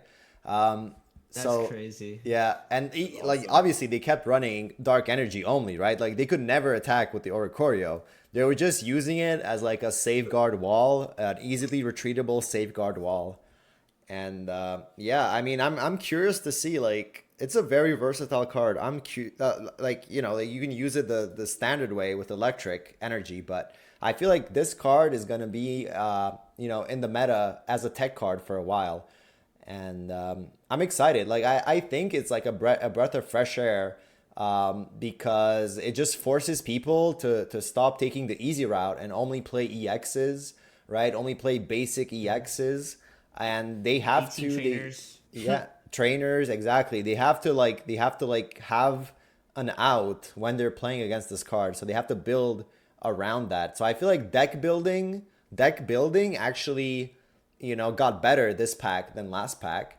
The question is, and we can touch this on like right now, do you think so far, it's only been like 1 day or like 2 days, do you think the skill expression in the game has gone up or down after this new pack? The skill expression has definitely gone up, I feel like. What about Nick That's a great and question. Lucian? I don't see how it could go down with like just the inclusion of like more cards. But yeah, Yeah. when you say skill expression, what exactly do you mean? It's how much do good players have a one up over less good players, right? How much opportunity is there for like somebody to outplay somebody else? If you take out the all variants, which includes like cards draw and coin flips and all that. I feel like this is kind of like a debated. Somebody in the I was playing earlier and people in the chat were like, yo, this it went from like a control kind of like chess like meta to like a full on like aggro, whoever gets rare candy first, whoever gets to like go aggro first. And I personally I don't know yet. I think the difficulty in deck building has gone up for sure because you get more cards, Yeah. you have more access to like good tech cards. Like, you have to like really put in a lot of thought process of like every single card in your deck. Like, is it the best card and what would you swap it out for? But like skill expression, I'm not sure. I like late in the last meta, I was enjoying playing Dark Tina Mirrors. I feel like and yeah, you could argue that Dark Tina Mirrors was like whoever draws the red first. That might also be true, but like, yeah, we'll see. We'll see how it evolves. I think maybe the word you're looking for, like skill ceiling, maybe, is also, I guess, another word. Yeah, I think it's just gonna come down to like, obviously, like the decks are definitely like more like you can put like we have way more cards, right? So the decks you can make now are like, there's way more possibilities, and like the like the skill expression or skill ceiling is gonna come down to like whatever decks are meta. Like Stoke Zard is like pretty much just 18 trainer art. Like it's pretty like extremely easy to play, pretty much, and the only well, so far, at least for me, because and then the really only time you need to think is when you run into like an Oricorio deck or maybe like a Rampardos deck. Because other than that, it's just like, oh, I need Red Candy Charizard, and then that's all you're chasing, and you get it up. You're like, okay, Stoke, and then And then I hit for 150, kill everything. Yeah, and then your Lily lights up. Ooh, I can use Lily. Okay. Yeah. Light up card put on Pokemon. Perfect. I Just feel just like- how just how it was intended. Just how it was intended. Love it. All right, perfect. Let's move on. We got two more electric cards, and then we're moving to Psychic. There's a few spicy cards in Psychic too. I crashed out a few times today because of some, so we're gonna get there. Toja Demaru, 70 electric. 70 HP. Electro Smash. Flip a coin. If heads, this attack does 30 more damage, and he can deal 30 more with the trainer. I don't know. What do you guys think? I'm not impressed. I like this card actually because Togedemaru is enough. Like you can use it to beat out a lot of like water decks currently that have like really low HP. Also, with like again with Sophocles, you could technically take out Oriokoro as well if you hit heads. And you Yeah, can I also, actually. yeah, go ahead. I'm sorry. I was to say I actually like this as a basic. I think it's pretty solid, especially like on average you're hitting what, like 35, which is almost as much as Farfetch'd, and I think has like I guess only 10. I guess Farfetch'd is like 10 more HP, but that coin flip for 50, like you hit 70 against water is like pretty good. I think. And yeah, you also hit for 70 against Skarmory, right? Skarmory has electric weakness. That's kind of big. If you get the coin flip, you need the trainer too, I guess, or like a helmet or whatever. But yeah, you can probably one shot a few things with this. Yeah, you're right. Yeah. All right. Last one. Tapu Koko. This is a card that like I didn't think too much of, and then I played it. It's neat. It has like a really cool effect, right? This is probably like one of the this is like one of the first cards that has like a retreat effect after attacking, right? If I'm not mistaken, there's nothing that has this yet. There's and it takes from the main games, right? It takes from like the main Pokemon games that have swap out attacks. 100 HP, Volt Switch, 70. Switch this Pokemon with one of your benched electric Pokemon. I've seen people try this with like Palmot that has Palmot has the Drought effect. You can put up a beefy Magnezone if it doesn't have energy on it. But like when I tried it, like it felt a bit slow for 3 energy. It is a cool effect though. What do you guys think? I think it's a good tech, especially into like Oricorios too. Like if you like I'm thinking about it right now. Right? If you like run into a Stoke Zard even right, and you have a higher energy than him, you could Tapu Koko hit it for 70 and then back up into Oricorio and just spam it with 50, and then Stoke Zard can't really do much because Oricorio came from the bench to the active.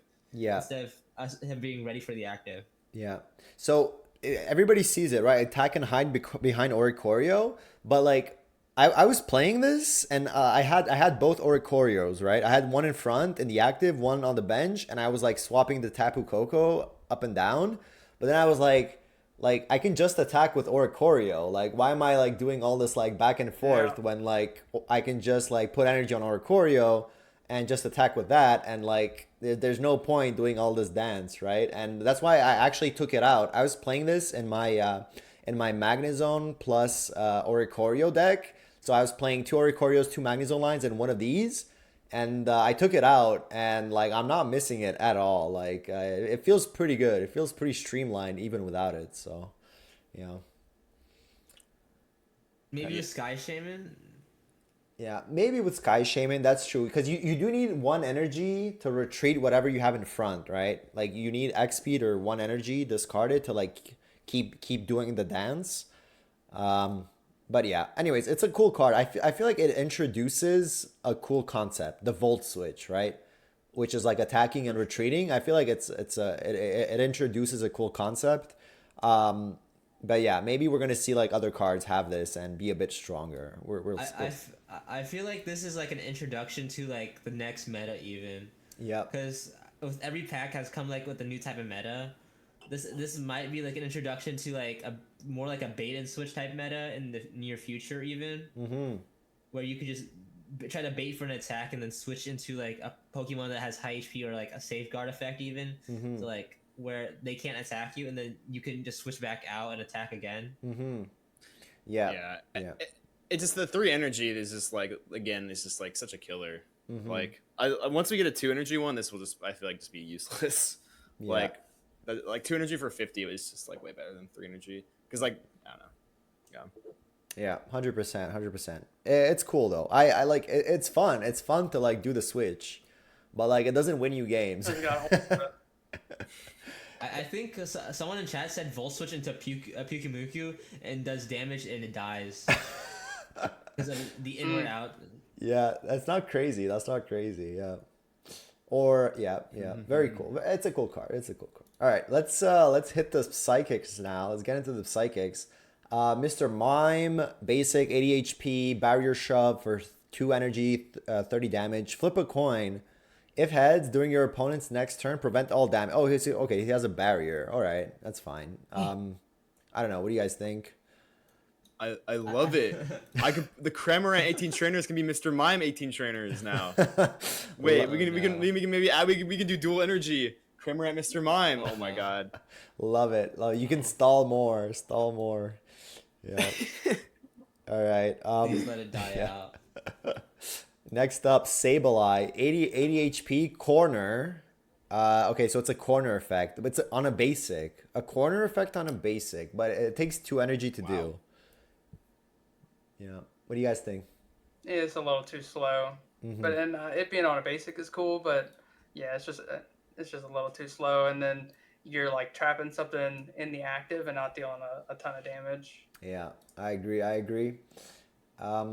All right, let's move on. Spoink, 60 Psy Charge. It charges 1 energy on itself, 1 retreat cost, and then we have Grumpig for Zen Headbutt. So technically it curves out to like 110 HP and 2 energy for 70, right? I don't know, man. It's just too slow, I feel, right? It's like not enough in this meta for 2 energy. Okay, I'm gonna disagree. I'm biased and I like Spoink, so I think this is a good card. Like, okay, we can move on. Yeah, I like I Spoink. love Spoink, man. But I don't like Grumpig, so I think Spoink's good, but Grumpig's trash. Yeah. Maybe we just played Okay, Spoink. that's yeah. fair. Yeah, just Spoink and no Grumpig. Sounds good. All right, Lunatone, 90 HP, Moon Press. This looks like, I don't know, man. Looks like filler. We can move on because the next one is like super interesting. Shuppet. So the Shuppet is 60 HP, 20 Dark Weakness, 1 retreat card. So pretty standard stuff. It has the Dark Weakness, which is standard for Psychic. Banette, yo, this card, man. This card. It took me, like, I lost to it, like, at least 3 times. until I like fully understood how to like play around it or like how it works. So the first time I lost to it, all right, I had a Stoke Zard in the active with it already had 1 energy on it, right? So I was like, I'm set. I don't have to attach anymore. I can just Stoke, bro. I can just Stoke twice. And then I used the Stoke ability and then nothing happened and I crashed out, man. I just insta conceded out of embarrassment. Like, dude. And then the other times I got grunted for like 1,000,000 energy and I lost my EX because I could never retreat it. So, dude, this is the for me, this is like the new like, you know, like terrorist card. If you play this, you're out to like ruin people's day. So, have you guys played against this already? I actually played against it when I played Magnezone, and I had Magneton in the active, and I couldn't charge any energy on him.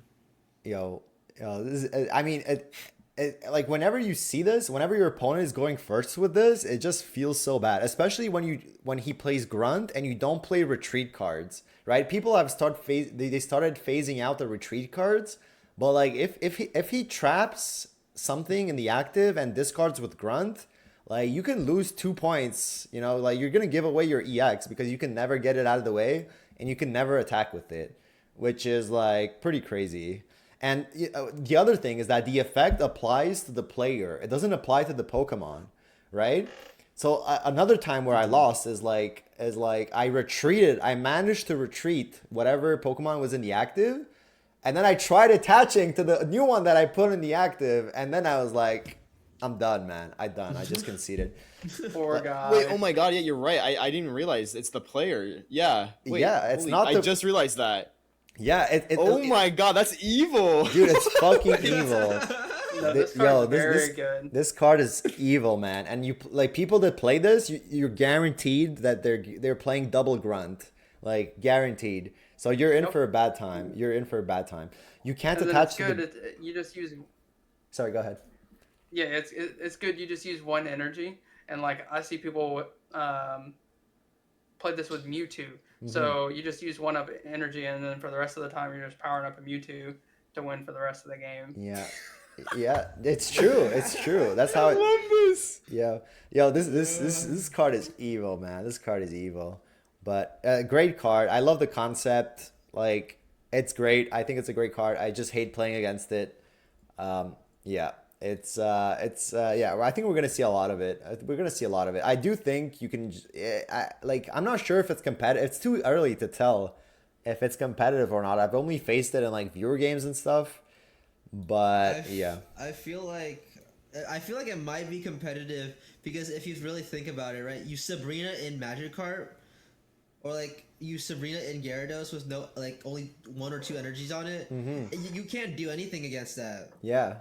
Exactly, because people stopped playing. They stopped playing retreat cards, right? So there you can't. And even with Stoke Zard, like you said earlier, when you played against with Stoke Zard, Yeah. you couldn't do anything against it. Yeah, absolutely not, because because the card, right? The cards, they say attach energy from your energy zone, right? And this card blocks that, right? The only thing that you could do is like Dawn energy onto the active. That's like the only thing. That's like your only out, right? You can Dawn energy on the active, or you can get it from the discard pile. You know, like if you have like a Volkner or whatever, but that never happens, man. And like if your opponent has this card in the active and he grunts you, like you're done for. You're just done for. You just have to give up the points and move on. Yeah. It's just June of 2025, and the whole meta is just Bayonet. And Yeah. It's just whoever goes first wins. Yeah. Yeah. Whoever goes first has the most heals, just wins. And Yeah. No one else plays anything else besides Bayonet. Yeah. So the question in the chat is, can you Misty the active? Let's read Misty. It says, take energy from your energy zone. You can't Misty. You can't Misty. That's toxic. This is fucking toxic, man. This shit is. You can't Misty. Yeah, you can't do shit. You can't do shit. You can only don the energy on it. Like, you're stuck. You're stuck. All right, let's move on before I get nightmares. Oricorio, 70 HP, Psychic, Dazzle Dance. Your opponent's active Pokemon is now confused. Okay, all right. It's cute. The art is cute, but I feel like the other I think one, this next one's better. the next one, Yeah, yeah, 100% better. Yeah. 70 HP, Spiteful Dance. If any of your Pokemon were knocked out by damage from an attack during your opponent's last turn, this attack does 60 more damage. So in theory, it could one-shot another Oricorio. And yeah, it's like a slightly different Marshadow. I'm not gonna say better because Marshadow benefits from Lucario, and this doesn't really have like anything to boost it. But like one energy for 80 is pretty good compared to two for 40 for Marshadow, especially since you can attack right away with it into a weakness potentially. I feel like this Oricorio might be good with a new Nuala deck. Mm-hmm. Because if you play Cosmog, right, and then they kill it with their Oricorio, you can just swing with this Oricorio and kill it, and then just Elder Cosmog back on, and then Rare Candy in to get Nuala. Yep, yep. No, I agree. I think it's a great tech card. I think they're trying to like for a couple of expansions now, they're giving us like aggro psychic cards, right? They're giving us Togekiss. They gave us like the sleepy Gengar, the one that like puts to sleep. Right? So they're kind of like trying to push aggro psychic in a way, and I feel like this is another one of those cards. Like it's interesting, but I haven't played against it, so I'm not sure. Yeah. I feel like they're making this game a little more competitive than casual now, because there's cards that are like 100% like are gonna be in the meta, and then there are still cards that are like for more casual players. But they're shifting their card creation towards like competitive meta, like competitive and for the meta, and multiple different types of cards for meta. Yeah, yeah. So yeah, I agree. I think they're trying to like give everybody a little bit of something, right? They're giving the casual players, like basic cards to work with, and they're giving like the sweats like us, like other cards to work with, right? So all right. Next up, Cutie. I will add real quick. Yep. Real quick. The more I look at this card, the less I like it. So if Have you ever been for attacked this by a move to be pigeon? good, no, I have not, Okay. fortunately. Um, but yeah, like let's say one of your Pokemon gets knocked out. If you're having to move the 70 HP Mon in to retaliate, you're probably not in a winning position. You know what I mean? And it's Yeah. like it's gonna be hard to like come back. So like the more I look at it, I don't know that I really like it. It's neat though. Yeah, I Yeah, agree. yeah, I agree with you. Yeah. I think it's trash, to be honest. I do not think it's that very good. Never undermine the Pidgey, bro. Or the Pidgeys. I just think like if you're giving up like if you're A giving up a point? kill, Yeah. like you need to hit hard you need to hit hard back, and even I don't care if it's like 3 energy, but like I don't know, or a point. Yeah, sorry, like 80 damage isn't gonna cut it. But Yeah. I don't know. Agreed. No, I feel like it's a good card for psychic decks, but only specifically psychics, because of the fact that Marshadow doesn't really tech into the psychics that hard, and there's no other card that really like has that type of like effect, and like is like cost efficient. Because if you really think about it, like most of the psychic cards that have like 1 energy cost are also like doing below 50 damage. Yeah. That's Yeah. fair. I agree. I can see this in maybe you play one of these in like a Togekiss deck, right? Like a deck where you only have 1 pointers, and it like takes Marshadow's spot, right?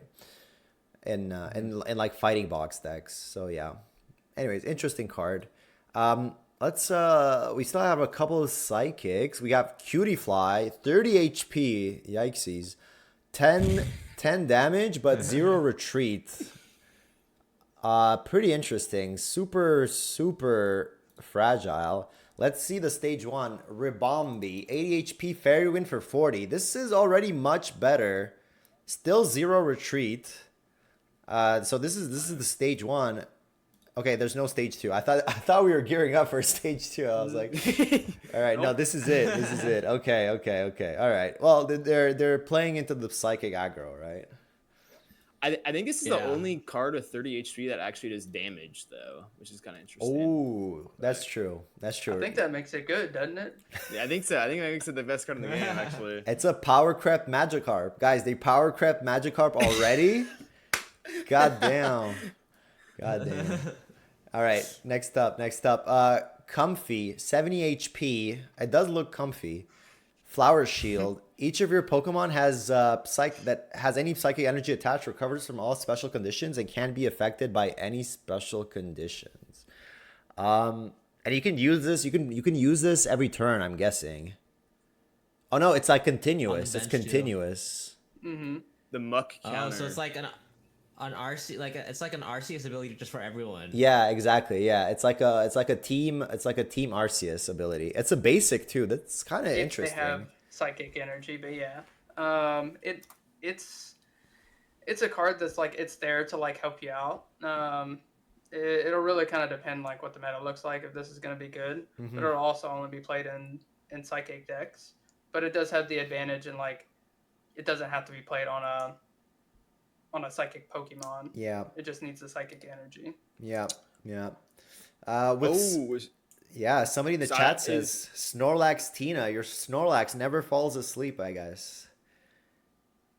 yeah. Oh. Yeah. Also, I got called out. The first Magikarp has a tackle, so I was wrong. But okay, so first one with no retreat. First one with no retreat. No retreat. That's true. That's true. Yeah, I mean, yeah, it's interesting. It's like I feel like the closest comparison for Comfy is like are the shamans, right? Like you have the healing shaman, you got the retreat shaman. Now you have the no status shaman. It even has the same HP and this. No, shaman might have 60. I don't remember, but it has a similar HP and it has a similar retreat. So they're just giving us more tech cards. Why not? Why not? Right. Next up, we have Sandygast, 80 HP, 2 energy for vibration, 30. All right, this is kind of like a weird basic, but its evolution, Palosan, 130, Spooky Shot with 70. Who are the Pokemon that benefit from Areola? It's Palosan and Yeah. And Mimikyu. Mimikyu. Okay, we haven't seen Mimikyu yet, I think. I think it's coming up or it's next. Okay. It's next. Yep. Okay, so you can transfer damage off this thing. You can transfer 40, right? You can Areola, Ayo. Why? What's the name, guys? What's the name? Am I blundering here? Let me find it. I have no idea. What is it? Acerola. Acerola. Yeah. Close, guys. Close. All right. Okay. So Palos. Okay, you can transfer 40 energy off this and off Mimikyu. It's an interesting card, but I feel like Palosan is like kind of lackluster, right? It only deals 70 for 3. It's kind of a lot, right? A lot of energy invested for not a lot of damage. Yeah. I can tell you that like I really don't like pulling the 1-star of this card. So I think that means this is not very good. I agree. I didn't even know it had a 1-star. I didn't know it had a 1-star. Mimikyu. I've gotten like 4. Yeah, you got 4, dude. It's okay. It's trade fodder, right? Trade fodder for the collectors. Mimikyu, 70 HP. People were hoping. There's a lot of Mimikyu fans out there. People were hoping for an EX, but it feels like this is the only one that we got, right? 70 HP. Yep. Shadow hit, 2 energy for 60. This attack also does 20 to one of your Pokemon. Okay, but I guess you can select Mimikyu, right? Like you can select itself, right? Mm-hmm. Yeah. So you get to choose. You get to choose. I feel like if you do that, you can just put it on Palosan and then Transfer. Acerola onto the Yeah. Oh, that's true. Yeah. Or you can just put it like it works with Mimikyu too, right? You can put it on the Mimikyu and then transfer it. But like, I feel like Mimikyu is too squishy for that. Though, Yeah. you know what I'm saying? yeah, I agree. But it's like a huge workaround to deal like 20 or 40 more damage, right? You're like playing the card, you're playing the basic, you're playing the trainer, you're playing like the basic Palo Sand, the stage one. It feels like a lot of cards for not a lot of impact. But like we're gonna get to Acerola after. But like it's an interesting card because it's probably like the first of its type that transfers energy to the other player, right? We had Dusk Noir that like transfer energies between your own, but Acerola is the first card that like flips it back and like sends it to your opponent, right? Am I mistaken? Sounds right. Yeah, I think it's the first. I Yeah, think it's the sounds about first. right. All right. Next up, we have Tapu Lele. This is one of the better Tapus, I think. This is my favorite one. This is your favorite one? Yeah. I've seen it teched into Mewtwo decks. 90 HP, Energy Arrow, 20 for each of your opponent's attached energy. So 80 against the fully loaded Giratina, 60 against the Darkrai. And yeah, pretty interesting card. What did you play this with, Lucian? So you could play this with Mewtwo, but I mean, what makes this so good is like you get to hit anything you want. So like, let's say your opponent was trying to hide behind his little bird, right? His chicken, his Oricorio, whatever. You just get to snipe past it and shoot whatever he's targeting. It also deals a ton of damage to Stoke Charizard. Like typically, yeah, it'll deal like at least 80 damage to the Stoke Charizard. Yeah. Yeah, no, it's a lot of damage. It's a lot of damage, yeah. I agree. The one time I played against it, I don't remember what I was playing, but I felt like it was hitting the bench pretty hard, pretty hard. All right. Next up we have Cosmog, the teleport. So pretty basic stuff. It's like a Ralts. Same weakness, same retreat. We have Cosmoem, 100 HP, Stiffen. During your opponent's next turn, this Pokemon takes minus 50 damage from attacks. It's a lot. Like mitigating 50 is kind of a big deal, right? Against like Skarmory, even against the Ori, right? Like if you have an Ori, like your opponent can stall, never evolve this into Solgaleo, and just stall with this until they find your Skarmory. You kind of need to bring up the the Magnezone, right, to finish this off. Yeah. Some guy said, "Imagine this versus Ori Chicken." Yeah, exactly. Yeah. It's exactly. You tie. You hope for the tie. You play and you hope for the tie. Yeah. Next up, all right. I feel like Yep. You could place energy onto this, or like even like create like a Solgaleo in the back while you're stalling with this even. Yeah, yeah. And I then agree. you could There's wait for Sabrina. Yeah. Like I was playing against Solgaleo earlier, and I said like, it's actually really cool that neither Cosmog nor Cosmoem have deal damage, right? The fact that neither deal damage actually balances out Solgaleo, right? Because there's no way for him to deal with an Ori, right? So I feel like Solgaleo is like stupid strong, like it's crazy how strong it is. But the fact that the basic and the stage 1 doesn't deal damage, I feel like it actually balances out. I'm actually happy to see a Cosmog and a Cosmoem. I'm not happy to see the Galeo, but like when he's not finding it, I'm pretty happy with how it's going. Next up, we have Lunala. Okay, here's the card that like when I saw the preview, I was like, I don't know how to make this work, and we're like 2 days in, and I still don't know how to make this work. You guys, I think I saw I think I saw a guy playing this with Mewtwo, right? And he Giratina Mewtwo, and then he just charged all his energy on Giratina. He Psychic connected it to his Nuala, and he backed his Nuala up, and then just Psychic connected to his Mewtwo and just hits for 150. Oh shit! Okay, yeah, but it feels like a lot of cards, right? You have to play, yeah, you have to play like 2 Cosmogs, or maybe he's playing one. Was he? Do you think he was playing only like 1 Cosmog just for the effect? Like 1 Cosmog and Rare Candy He was playing Lunala? 2 Cosmog, 1 Cosmo. Yeah, and then he only had 1 Giratina, 1 Mewtwo. Okay, he had And 1 then he was Giratina, using 1 his Mewtwo. Nunala as like the energy bake.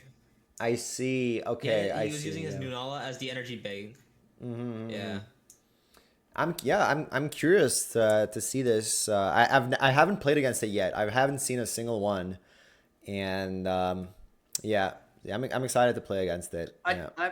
I played against it once and I lost to it. The guy kind of got lucky, but yeah, he was playing it with Giratina, and one thing that I did notice is like it gets real clunky with the Giratina. Like if you pull all the energy off of Giratina, then that Giratina is just not going to do anything for the rest of the game. Yeah. So it's a little clunky. Yeah. Right. Yeah. Exactly. You're never gonna get that Giratina active again. So you kind of put all your money on Mewtwo, and hope that Unless you yeah. I mean, unless you like if you even lose the Mewtwo, right? Or like if you have energy on Nuala and you have to force Giratina up, you can just psychic connect the energy into Giratina as well. Yeah, that's true. That's true. Yeah. It's versatile. It's versatile. I don't know if it's just like fast enough for the meta, you know. But yeah, I mean, we'll see. We'll see. Maybe like, you know, when Stoke Charizard came out, everybody was shitting on it, right? Everybody was like, "Yo, why would I ever play this over like GA Charizard, right?" And here we are, like one pack later, and then we're like, "Oh, okay, I see what the devs were doing." Right? Like the card for Stoke Charizard came in the pack after, right? So maybe Lunala is one of those. Yeah. You get Lunala now, and then you get the cards for Lunala next pack. So yeah, we'll see. I was really hoping for this next card to have an EX actually. Yeah, Oh yeah, that would be sick. Yeah. yeah. Isn't there like a combined form, Rowdy? Yeah, it's a combined form. It combines with Nuala and Solgaleo. So we might get that as like an EX, maybe like next expansion potentially. Oh, that'd be pretty sick. Yeah, where you could like have to combine both cards into a single card. That'd be pretty sick. That would be Like a pretty new sick. type of like mechanic. Yeah, we're playing Yu-Gi-Oh now. We're playing Yu-Gi-Oh. Fusion, man. I love fusion. Yeah, we're fusioning now. Yeah, that's right. Let's go. I mean, I'm excited. I'm excited. Why not? All right, Necrozma, the last psychic, 120 HP, prismatic laser, 4 energy, 120. During your next turn, this Pokemon can't attack. Yo, are they giving this the Dragon Giratina treatment before they drop the EX on us next pack? Yeah. Yeah, Maybe. they could. I mean, obviously this is supposed to be paired with like Lunala, but Yeah. 4 energy is pretty steep. Yeah, I agree. All right, let's move on to fighting. They gave us a colorless Cubone for the Marowak, 60 HP, 2 colorless for 30. We kind of like said that Marowak was kind of bad, so we can just go ahead and skip this one. Makuhita, 70 real HP. quick. Sorry. I'm gonna back out for a minute. There's some really OP cards, so I think you guys can handle these by yourself. Perfect. Yeah. Well, I'll we be can. back in like just a couple of minutes. Yeah, no problem. Okay. Yeah. Yeah. If you guys want to take a break too, we can take one. If not, we can keep going without, and we can swap out. What do you guys want to do? I'm good for whatever. I mean, yeah, I'm fine with whatever. All right, we we can keep going. We'll speed up. Yeah. We'll speed up. And Though, Lucian, you're gonna miss Makuhita though, so I mean, I don't know. I know. All right, I'll just be a couple minutes. all right. So 70, 20, 2 retreat, and then we have Hariyama, 120, 2 energy push out.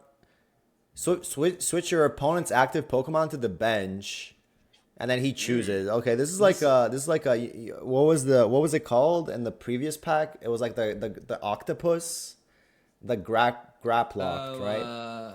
Grab hook. Yeah. Anyways, yeah, it's interesting. I feel like this card might be good to swap out Oricorio too, and to like force them into like another card. Yeah, but it one shots Oricorio with the weakness, right?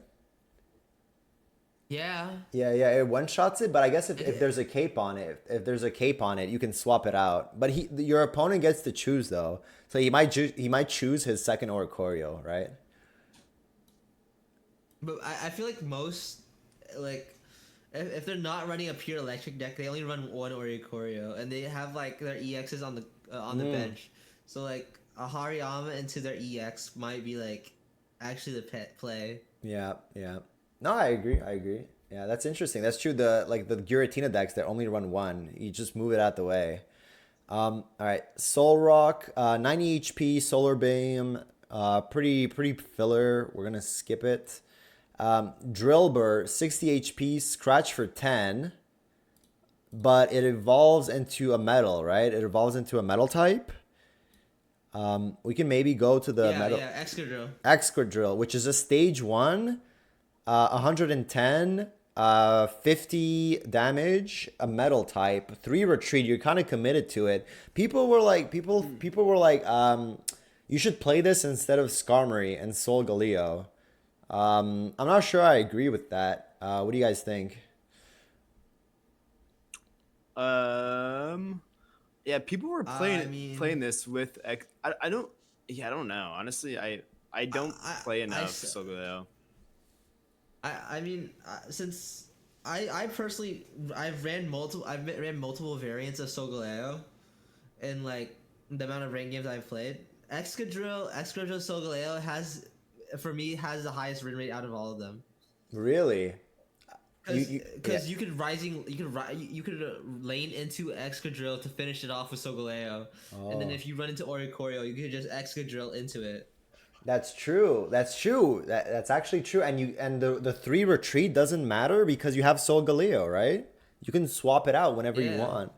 And and so you've tried both Snorlax and Skarmory, right? And like Kang maybe?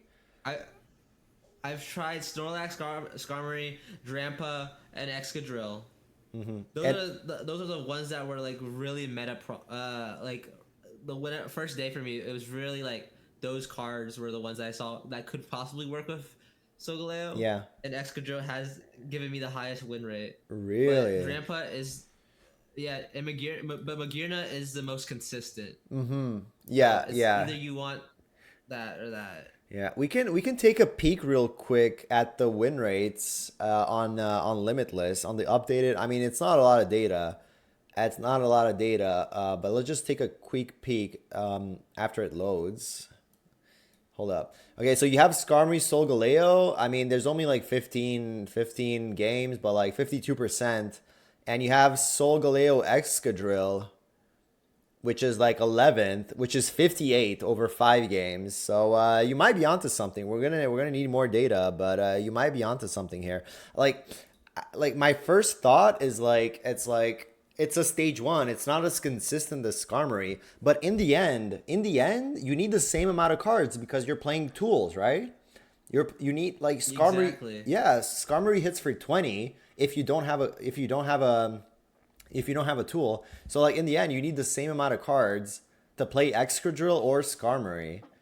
And you might even free up some deck space, right?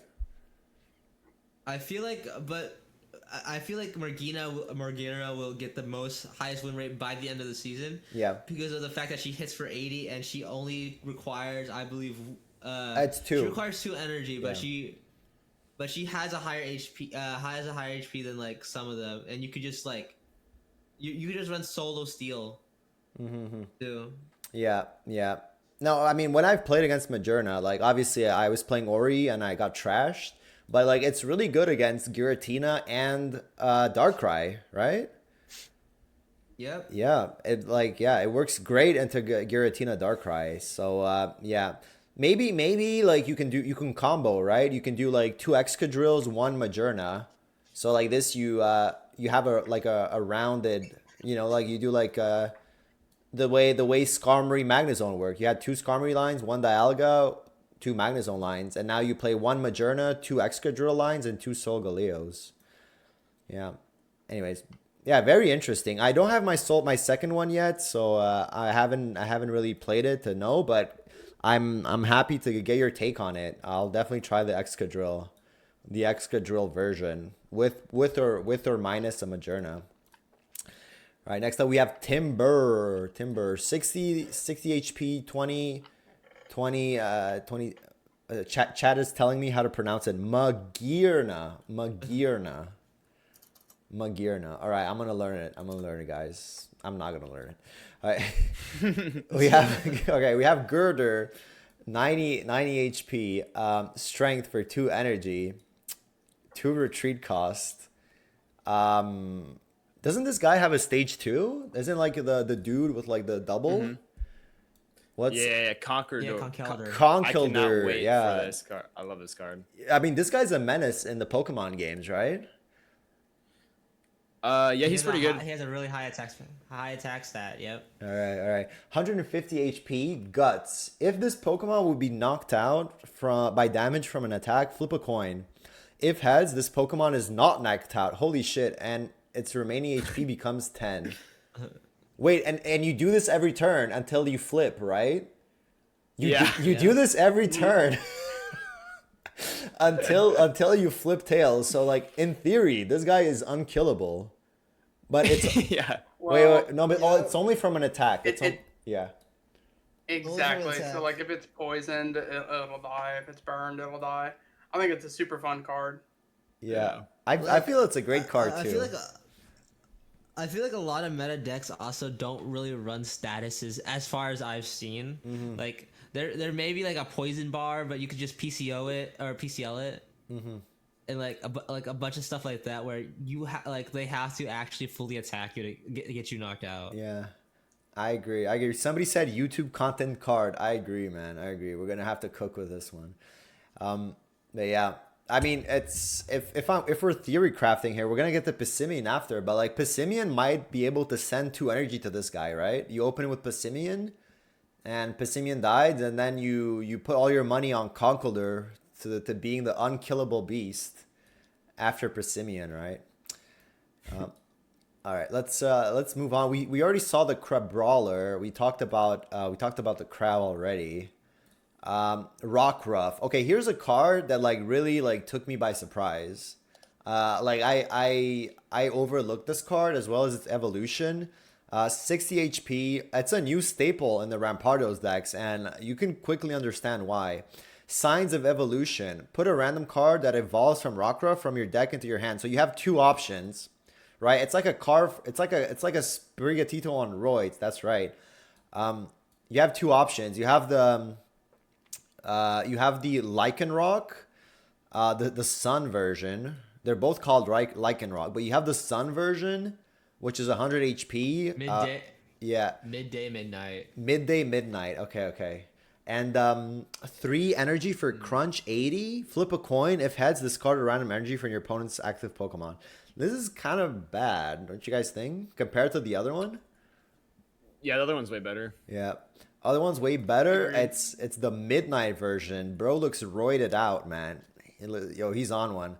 100 HP, Bloodfang, 50 plus damage. If your opponent's active Pokemon has more remaining HP, this attack does 50 more damage. It's like I mean, it's a stage 1, but it's like much better than, a Marshadow or, even a Lucario in the active.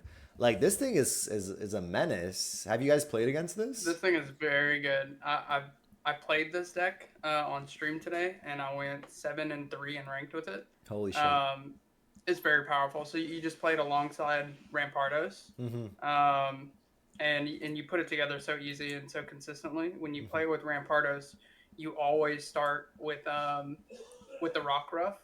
So, and then it grabs the Lycanroc. So it's very consistent. Yeah. How many Rockruffs do you play? Do you just play 1 and you start with it and hope you draw fossils, or do you play 2? You play 2, so that you can build 2 of them, and then ideally follow up with the Rampardos later in the game for your 3rd point. Yeah, you definitely want to play 2 of each. Yeah, makes sense. It's a super strong one pointer. Pretty crazy. Pretty crazy. I have a question about this. Yep. About the new Rampardos deck. Do you run Cranido still or no? In my deck, I don't run Cranidos at all. I just skip that, and you just try and get that candy. Like I said, you want to build two of these guys and not just one. I think you can play the Cranidos, but so far I haven't played the Cranidos at all, and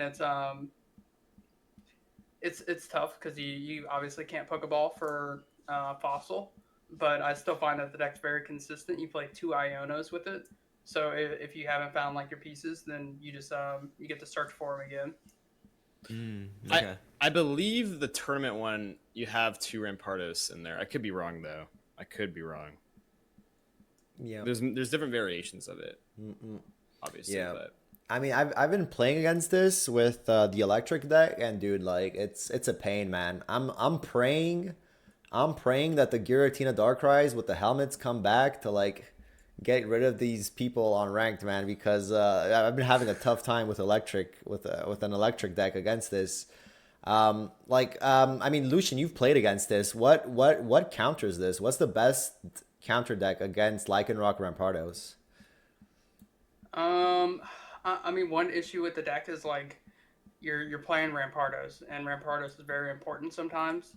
If you can't put that together, then you're having to win the game with two 100 HP Mons. So Solgaleo is very powerful against it. If they put a cape on it, then it's still in range. So it can be a little tough sometimes winning with just two Mons that have 100 HP. Yeah, yeah, I see. Somebody in the chat says Serena, because everything has grass weakness, right? Lycanroc has grass weakness. Serena, if you flip the right coins, you can one-shot the Lycanroc. Maybe have you played against Meow Beedrill? Maybe with the grass weakness. I guess Meow kind of sucks against Ramp. But you know, it does hit for weakness. What else? What else? Nobody's playing Executor anymore. Like a high rolling Executor would hit this pretty hard, but yeah, no more Eggies I think on after NicNickPocket stopped playing Executor, everybody else stopped playing Executor. Everybody was like, if this guy can't get enough heads, then we definitely can't get enough heads.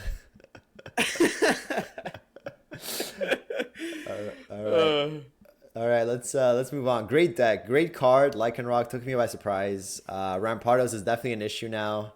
We'll see, man. We'll see what the counters are. I feel like Skarmory could do well against it, right? I mean, it gets one shot and revenge, right? Yeah. Yeah. All right. Yeah, I think so. Yeah. Mudbray, 80 HP, rear kick. All right, 2 energies, grass weakness, 2 retreat is a bit steep. Mudsdale, high horsepower. Pokemon also does 40 to itself, 4 retreat costs. Again, they give us like more 4 energy fighting types, but like no way to ramp energy. They're just teasing us, man. They're just teasing us. Yeah, the only way really this combos is with like Passimian. Yeah, you're right, with Passimian, right? Passimian. Oh yeah. Passimian EX, 130 HP. A basic. Offload pass. Offload pass. So if he gets knocked out by damage from an attack, so it has to be an attack. It can't be an ability or poison or whatever. Move all energy from this Pokemon to one of your benched Pokemon. Seismic Toss for 2 energy, 60. I don't know, man. Like, I saw this card. People were like, yo, what can we cook with this? I pulled 2 of these. And, like, the best I could come up with is, like, Lucario EX, the same way, like, the solo missions do it. But, like, you have to put 2 energies manually on this. So it feels a bit slow, especially if you're going first, right? Yeah, what do you guys think? I feel like there's a way you could, Comfy, it says you just need a psychic, not a psychic energy on a Pokemon, right? You can run dual energy because it takes 1 fighting and 1 colorless. Yep. Same with Conkeldurr, and it negates all of like poison and stuff. So it technically can't die from not from like they had to die from damaging. Yeah, yeah. So That's true. That's true. It also there like might be a way you could cook with that. yeah, I agree. People were some other people said like like Tyranitar, like T-Tar with Arceus and stuff, but like you're only transferring 2 energy. Like you can't curve out the T-Tar perfectly, right? Like you need to attach one and then attach a fourth. So I feel like you either play this with like Garchomp, Machamp maybe Machamp, or Garchomp, Machamp, or Lucario EX. Those are kind of like your only options. Yeah, and like yeah, go ahead. I was gonna say I was thinking like Rayquaza maybe. Yeah, yeah, actually, Could be The fun. claws.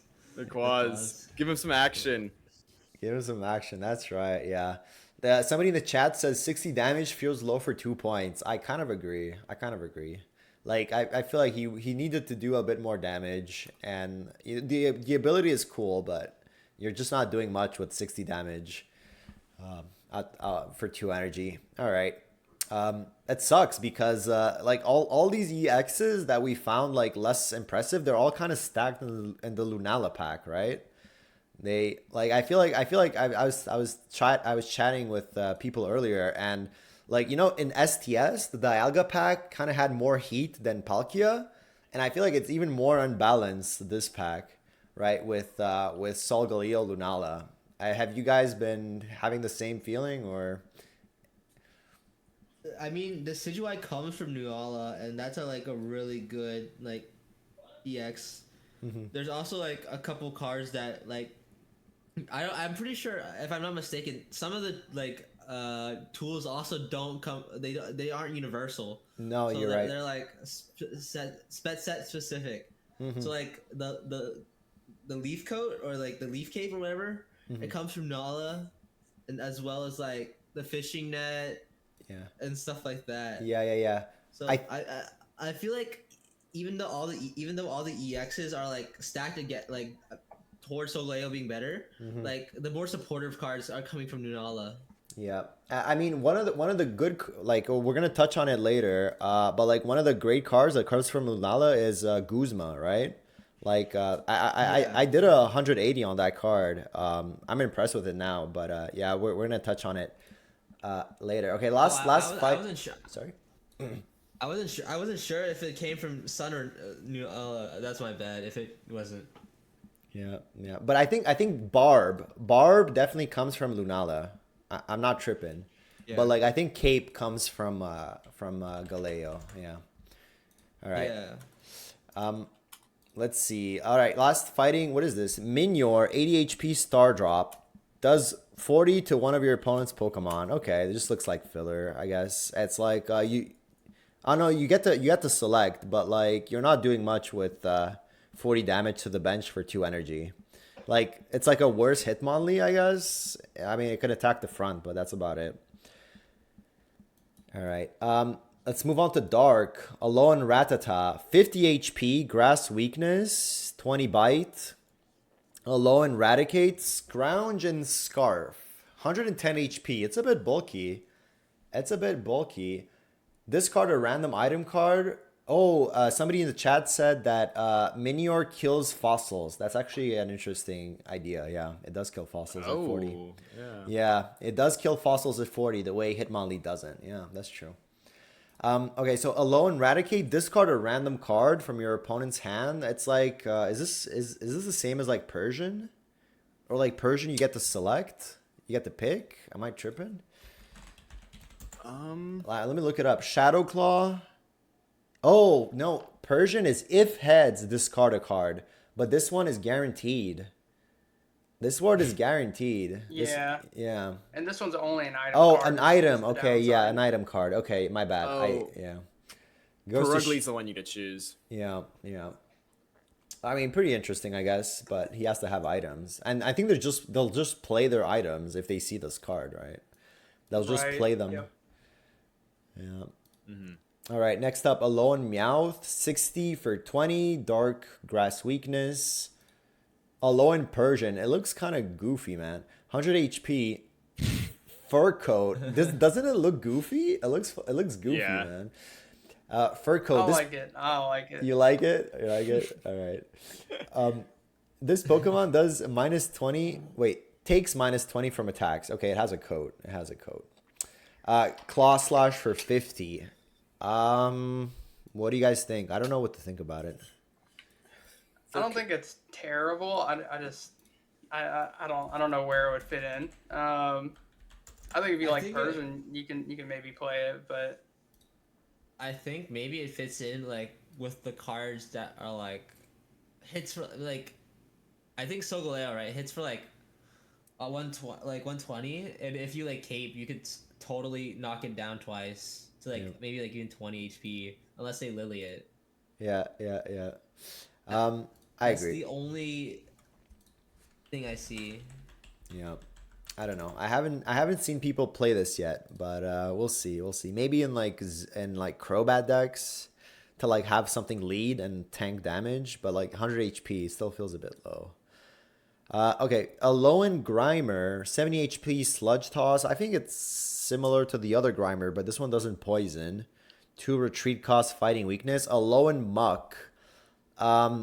Guys, I've seen people try to make this work, but I'll be honest. I don't think you can make this work. I feel like you're coping if you're trying to like. That's too much. Yeah. What do you guys think? I got 2 rainbow 2 stars of Mucks, so he's really good, I think. So everyone should play him. I can't wait to see you play him in ranked, man. Yeah, you can't wait. Actually, yeah. You have to put your words put your actions where your words are, Nick. We're gonna tune in and we're gonna watch you play Alolan Muck. Can't wait. I gotta make a deck. I have to, dude. And also look at it. It's a paragraph of text at the bottom. Yeah. It's a Yu-Gi-Oh card. Yu-Gi-Oh card. Yeah. I'll build you a deck. Oh yeah, reality is gonna hook you up with a deck. Perfect. Can't wait to tune in. Make sure. Like we're gonna ask Nick to play it like 2 games away from Master. Just... all RNG. Just to show us how great of a card it is. All right. Absol, 80 HP. 80 HP. Unseen Claw. If your opponent's active Pokemon is affected by special condition, this attack does 60 more damage. If your opponent is affected, okay, so it's okay. 80 for 2 still feels kind of weak though. Low HP as well. I mean, Absol is a cool Pokemon, but I don't know. What do you guys think? Yeah, it was my favorite Pokemon for a while, so getting this card is a little disappointing.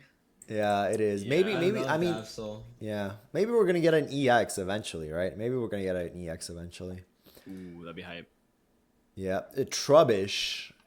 Yeah, go ahead. I would only play that EX. Yeah. All right. All right. Trubbish, 60 HP, 20 pound. Fighting weakness, 1 retreat cost, standard stuff. Marini, 70 HP, Pierce. Wait, no, we skipped one. Garbodor, 120. Super Poison Breath. Your opponent's active Pokemon is now poisoned for 3 energy. I don't know, man. I don't know. Not very super. Yeah, very super. Definitely. I'm convinced about the super, yeah. All right. Let's do Marini. 70 HP, Pierce for 20, 2 retreat cost. And then Toxapex. Okay, this is the stage 1. Tox Apex. 110 HP, Spike Cannon, flip 4 coins. This attack does 20 for each heads. It is a 1 energy cost. It averages 40. I don't know. It feels like just like coin flip filler. What do you think? Yeah. All right. I played against a guy. It averages 40. Yeah. Go ahead. I was just saying, I played a guy who like ran this. I'm pretty sure I just kind of decimated him. Yeah. No biggie. No biggie. All right, let's move on to the steel. Stokesard. Yeah. Alolan Diglett, 50 HP, 50 for steel type. Oh well. Headbutt for 20. It gets one shot by like Charmander and Torracat, I guess. But let's see what the drug trio looks like. Whoa. Whoa, what are these hairdos, man? Alolan I Doug. don't like it. Yo, I don't like they it. just took Doug Trio and they slapped like hairdos on it, and then this is a new Pokemon. Enjoy. All right. This is the first time I've seen this. Iron Head, 70 times. Flip a coin until you get tails. This attack does 70 damage for each heads. Okay, so you can do 0, right?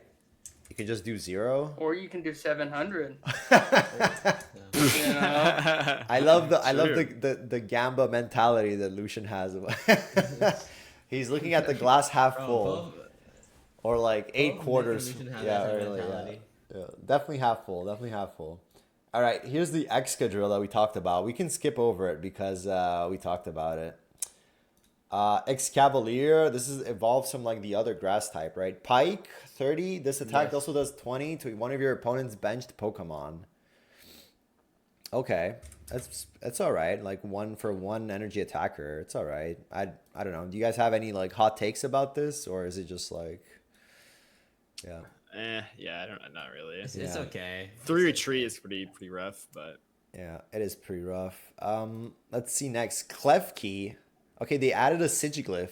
They added a Sigiglyph to Steel. Sigiglyph does 10 damage too, right? Or am I Yeah. tripping? Sigiglyph. Yeah, it's 10. It's 10. Okay. It has Sigiglyph has like Is 10 it more colorless HP. or Sigiglyph psychic. is It's psychic. it's psychic? Okay. Yeah. Yeah. It's psychic, so this one is metal. I mean, okay, it's interesting, but like, yeah. I don't know. All right, let's get to our boy, Solgaleo. I only have one. I haven't played it yet, but like it feels really strong.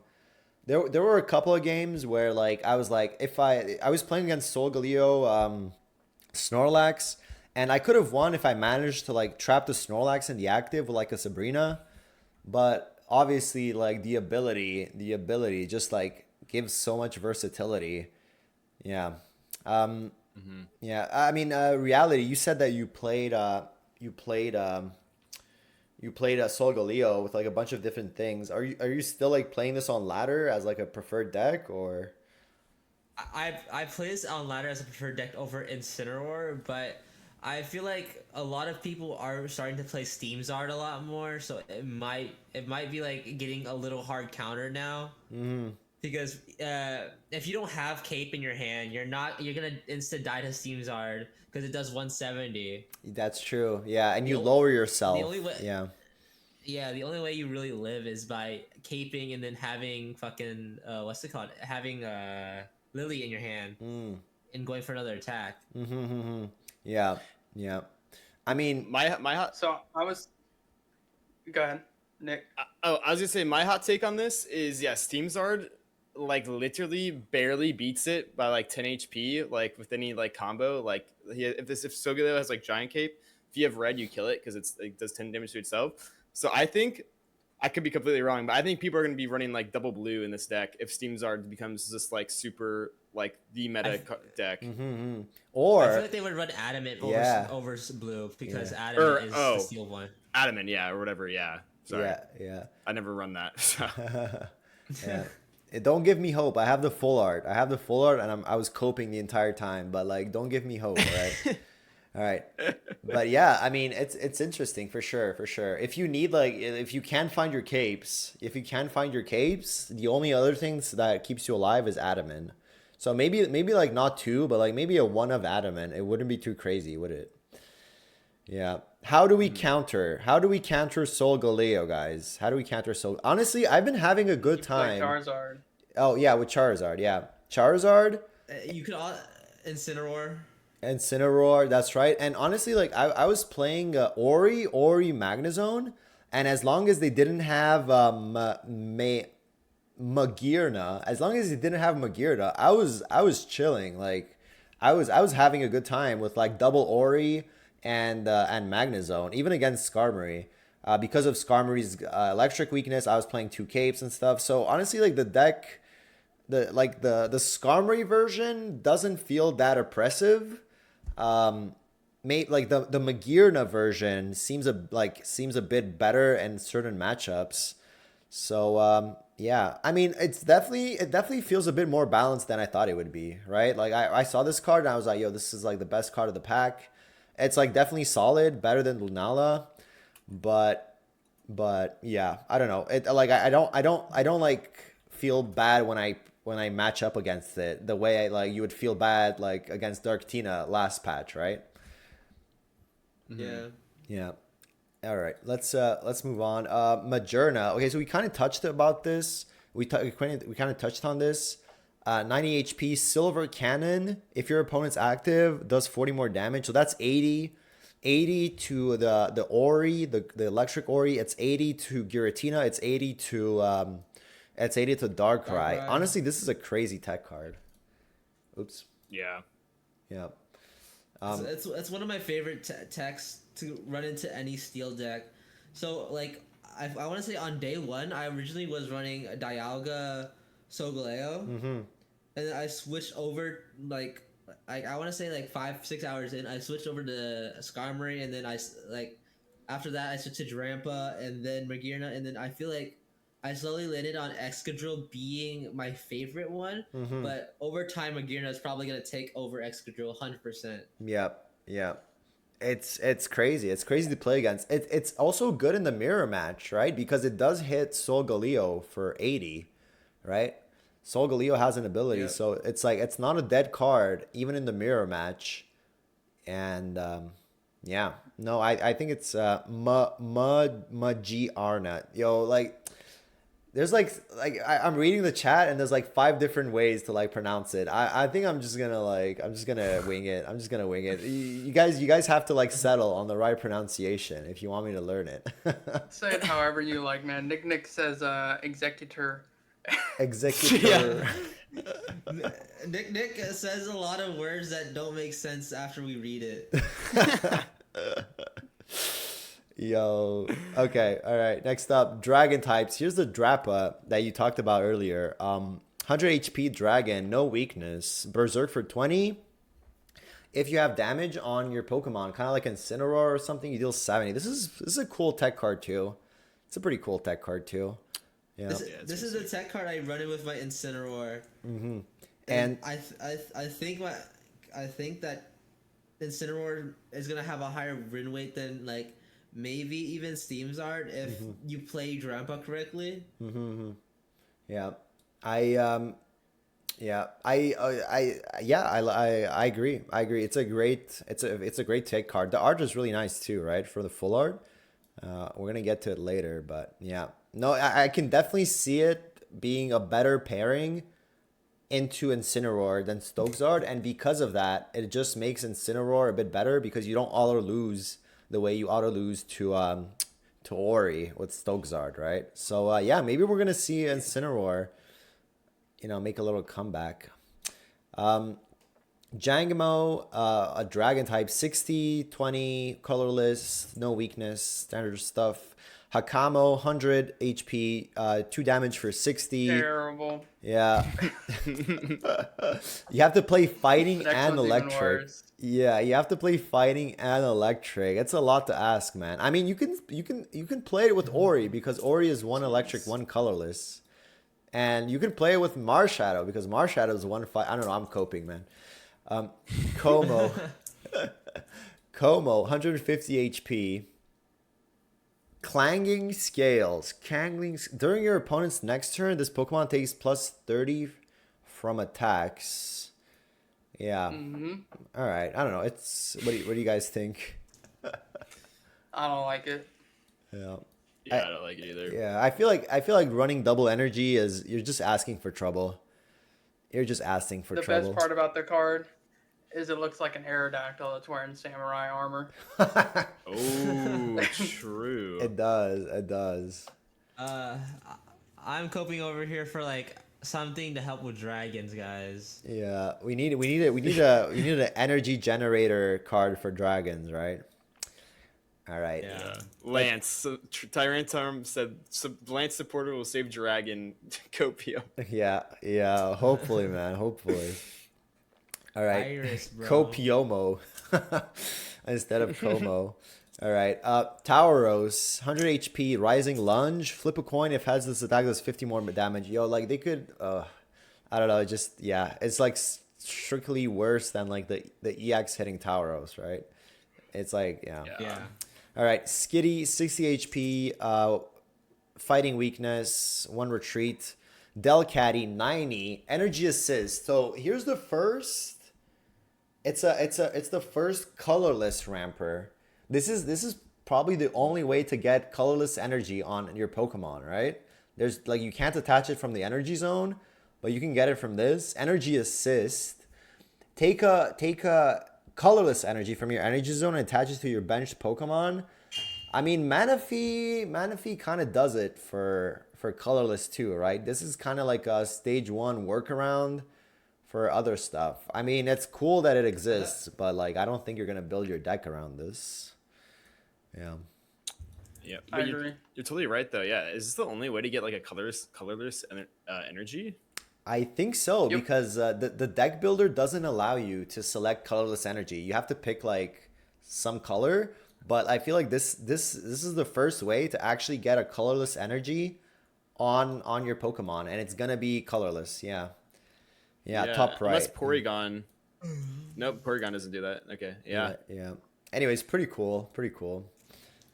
Fletchling, I mean, 50, it's a bit low. We talked about the Firebird earlier. We can skip this one. Hawlucha, 80 HP, Justified Press. If your opponent's active is a Dark type, this attack does 30 more damage. Oh my gosh, the Darkrai counter, guys. We have it at long last. At long last, we have the Darkrai counter. Yeah. I mean, it's funny. Yeah, it's funny that they give this to us in the same pack as Ori, right? Yeah. Yeah. All right. Let's see. Picky Peck, 50 HP, 20 for Peck, lightning weakness. Trumbeak, 80-30, 1 retreat, the standard for stage 1. And stage 2 cannon, 140, drill peck for 70. Is this just a colorless Beedrill? Like the GA Beedrill? Yeah. Yeah. Yeah, it's I like think so. Yeah, it looks like it, right? It's not terrible. Yeah. It's not terrible. Yeah. There's a promo version I think of this coming up that like applies burn, I think. Really? Is it a You fire know. type in the games? It's a normal flying. Yeah. Flying. Okay. Yeah, but I mean, honestly, like it's pretty decent. You can compare this one to Serena, right? Serena does 70 average, and this 75 average ish, and this one does 70 base. So for the same amount of energy, obviously it doesn't have the same support as Serena does, but like yeah, pretty solid if you need like early aggro in one of your decks. So I paired him with Baby Pidgeot. Yeah. The promo is okay, it's Beak Blast, it's 2 colorless for 80, and then it's flip a coin, and then if heads it's burned. Okay. Oh, So yeah. yeah, it's probably worse. I mean, it's still cool. It's still cool to have more options. Yeah. All right. Next up, we have Young Goose. 60, 20 tackle, fighting weakness, 1 retreat. Gumshoes, 100, headbang for 50. I don't know. It's just It's Trump. yeah. It's It's Trump. Trump. Someone Yeah. had to say He it. even has the pose, dude. Yeah. Dude, they did it on purpose. They released Trump and Kamala in the same pack. They know. Yeah. They knew what they were doing. All right, next up, Stuffle. This one, yeah, it's pretty cute. 70 HP, hammer in for 60. What the hell? Yeah, this is so weird. I didn't even know this existed. Yeah. I don't know about this one, but here's the thing, man. Beware. Like, I can't look at this card, man. Like, maybe I have some like repressed childhood memories, but this card is like Pedo Bear recolored. All right. Like, why would the Pokemon Company do this? Like, it's just like Uncanny Valley. Like, you look at this and I don't know, man. It's there's something off about this bear, man. There's something off about this bear, and I don't know what. Yeah, 130 HP, 4 energy for Tantrum. The Pokemon is now confused. This Pokemon is now confused. Yeah, I don't know, man. I don't know. Beware of the pedo bear. Yes, that's how I feel. Especially with the full art. The full art looks even more unsettling. It just looks more unsettling with like the colors. Anyways. All right. Next up. Oranguru. 100 HP. Primate Trap 40. During your opponent's next turn, attacks used by the defending Pokemon cost 1 colorless more, and its retreat costs 1 colorless more. So you're basically forcing your opponent to attach another energy. This and Bayonet could be funny. Yeah. Dude, oh my gosh, dude. It's just like they're just adding more troll cards for for people to play. For the casual. Yeah. But anyways, cool effect for sure. It's unique. We haven't seen this before, so. All right, next up. Chat says, I thought Beware was cute because he looks like an ice cream bear, but now you ruined it. Dude. Yeah, I don't know. I might have ruined it, but better, you have to be careful around Beware, man. All right.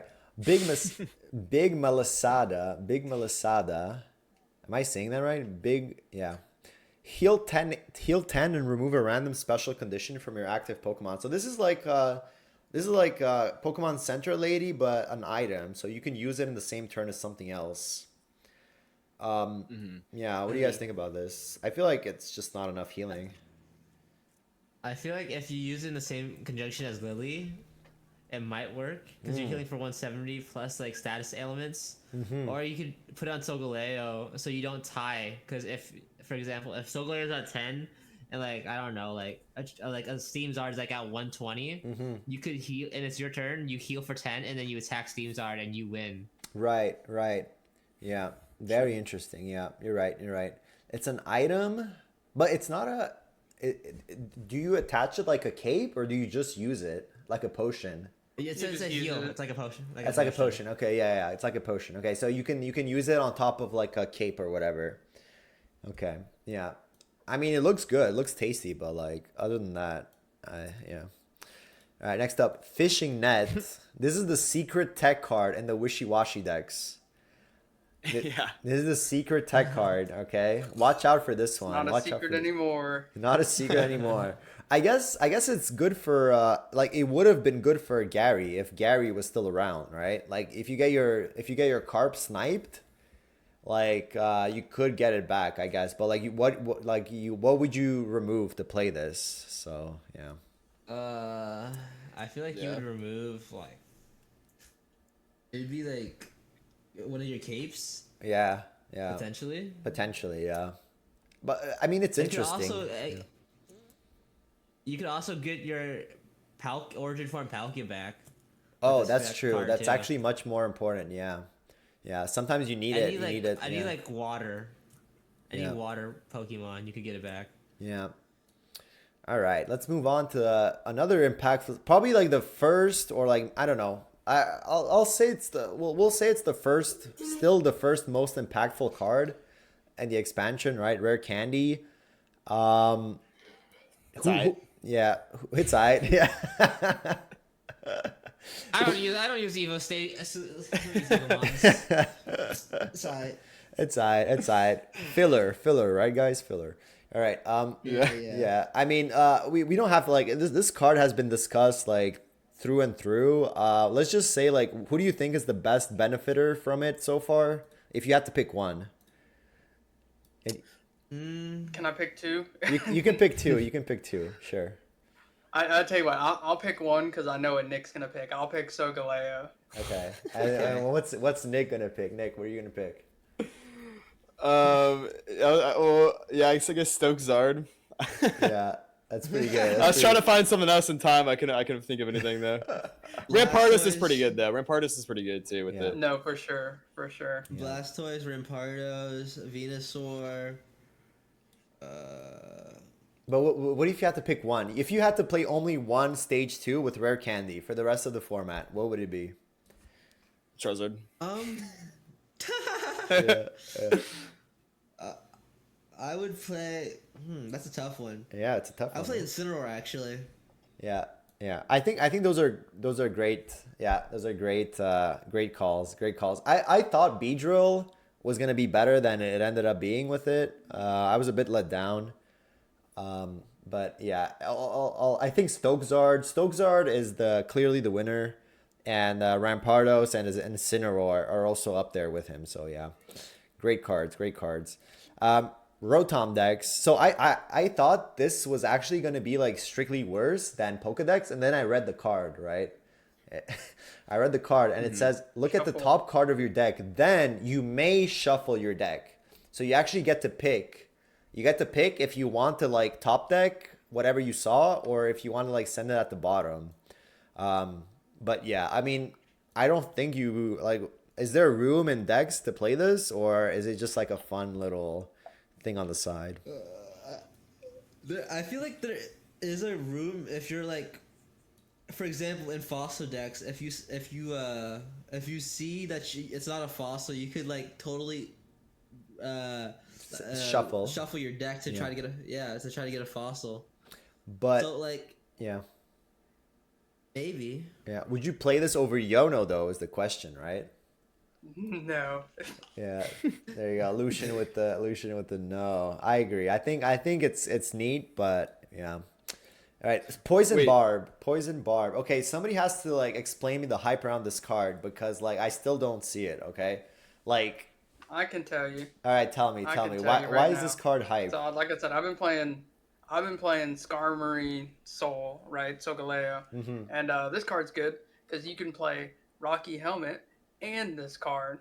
That's why it's good. Right. So you also like it almost deals the same amount of damage as especially like across multiple turns. It'll do more damage than a Skarmory. But like what I like to do is I like to put a Poison Barb on a Skarmory that's in front, and then I lead with a Giant Cape on, or I'm sorry, a Rocky Helmet on the second Skarmory that I play. So you get poison across a couple of turns, and then when they hit you, they take an additional 20. But the main thing is this card existing means like instead of having to play 2 capes and 2 Rocky Helmet, I can play one cape, 2 giant or 2 helmets, and then 1 barb. Right. Yeah. Yeah. That makes a lot of sense. And there was one situation where I actually noticed why it would be better than Helmet is that it lingers after you knock out the opponent's Pokemon, right? Like once you kill the opponent's Pokemon, you get rid of the helmet, but like the poison still lingers on you until you swap out. And that actually might be clutch in a lot of situations where the poison is the difference between getting revenge killed and not, right?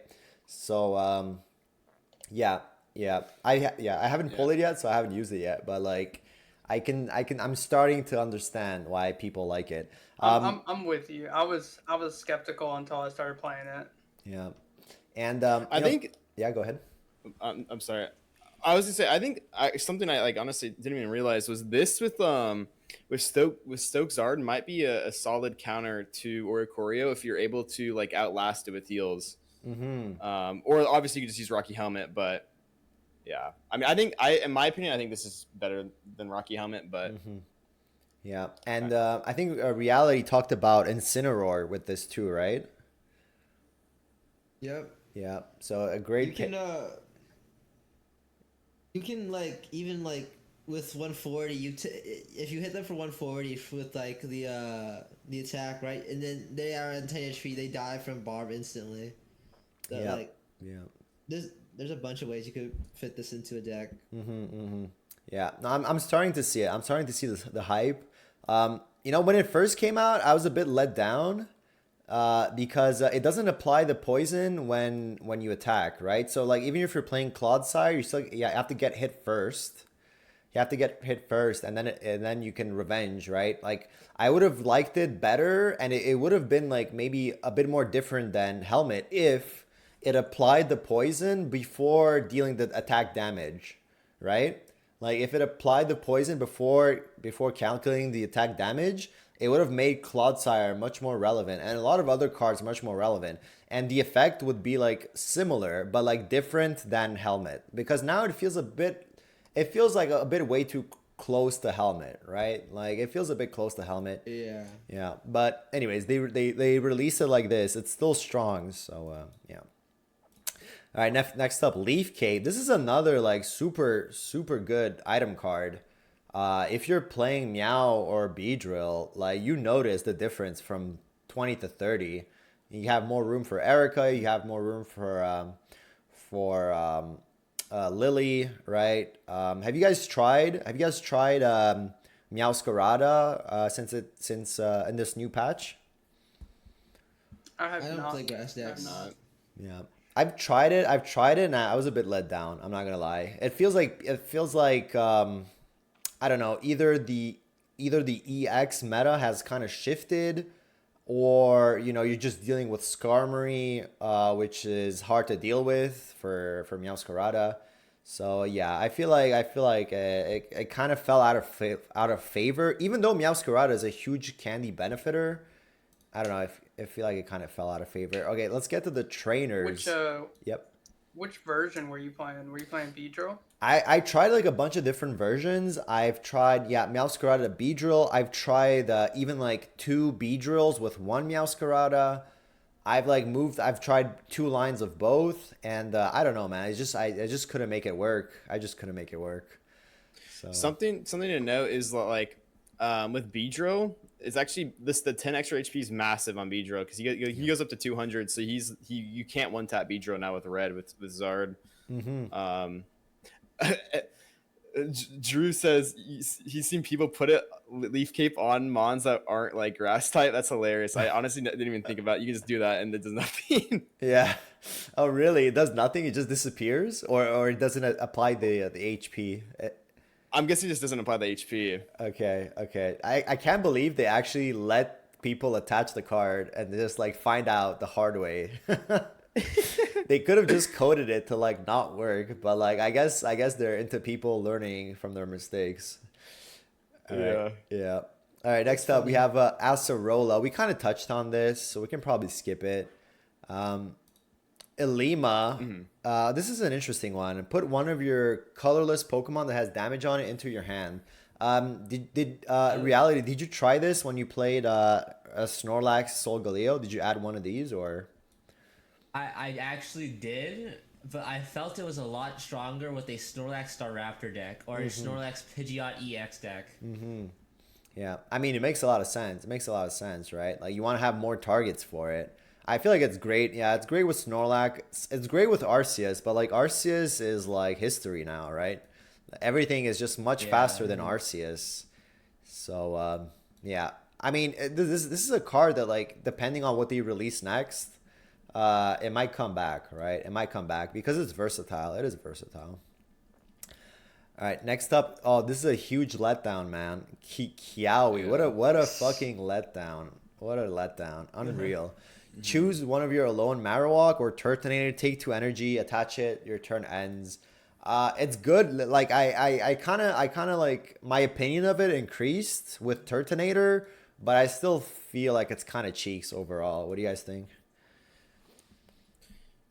Yeah, I mean that it ending your turn is just like a real letdown. And I said this before, like these trainers that are like only apply to like certain Pokemon.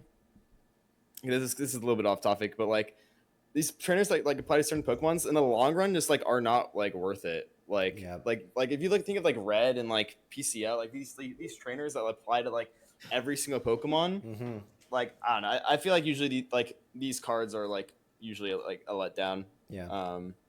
But Guzma and Lilia are also of like future-proof cards as well. And Ilima kind of is too because of its like fact that it's colorless. So, like, it could be like any colorless card.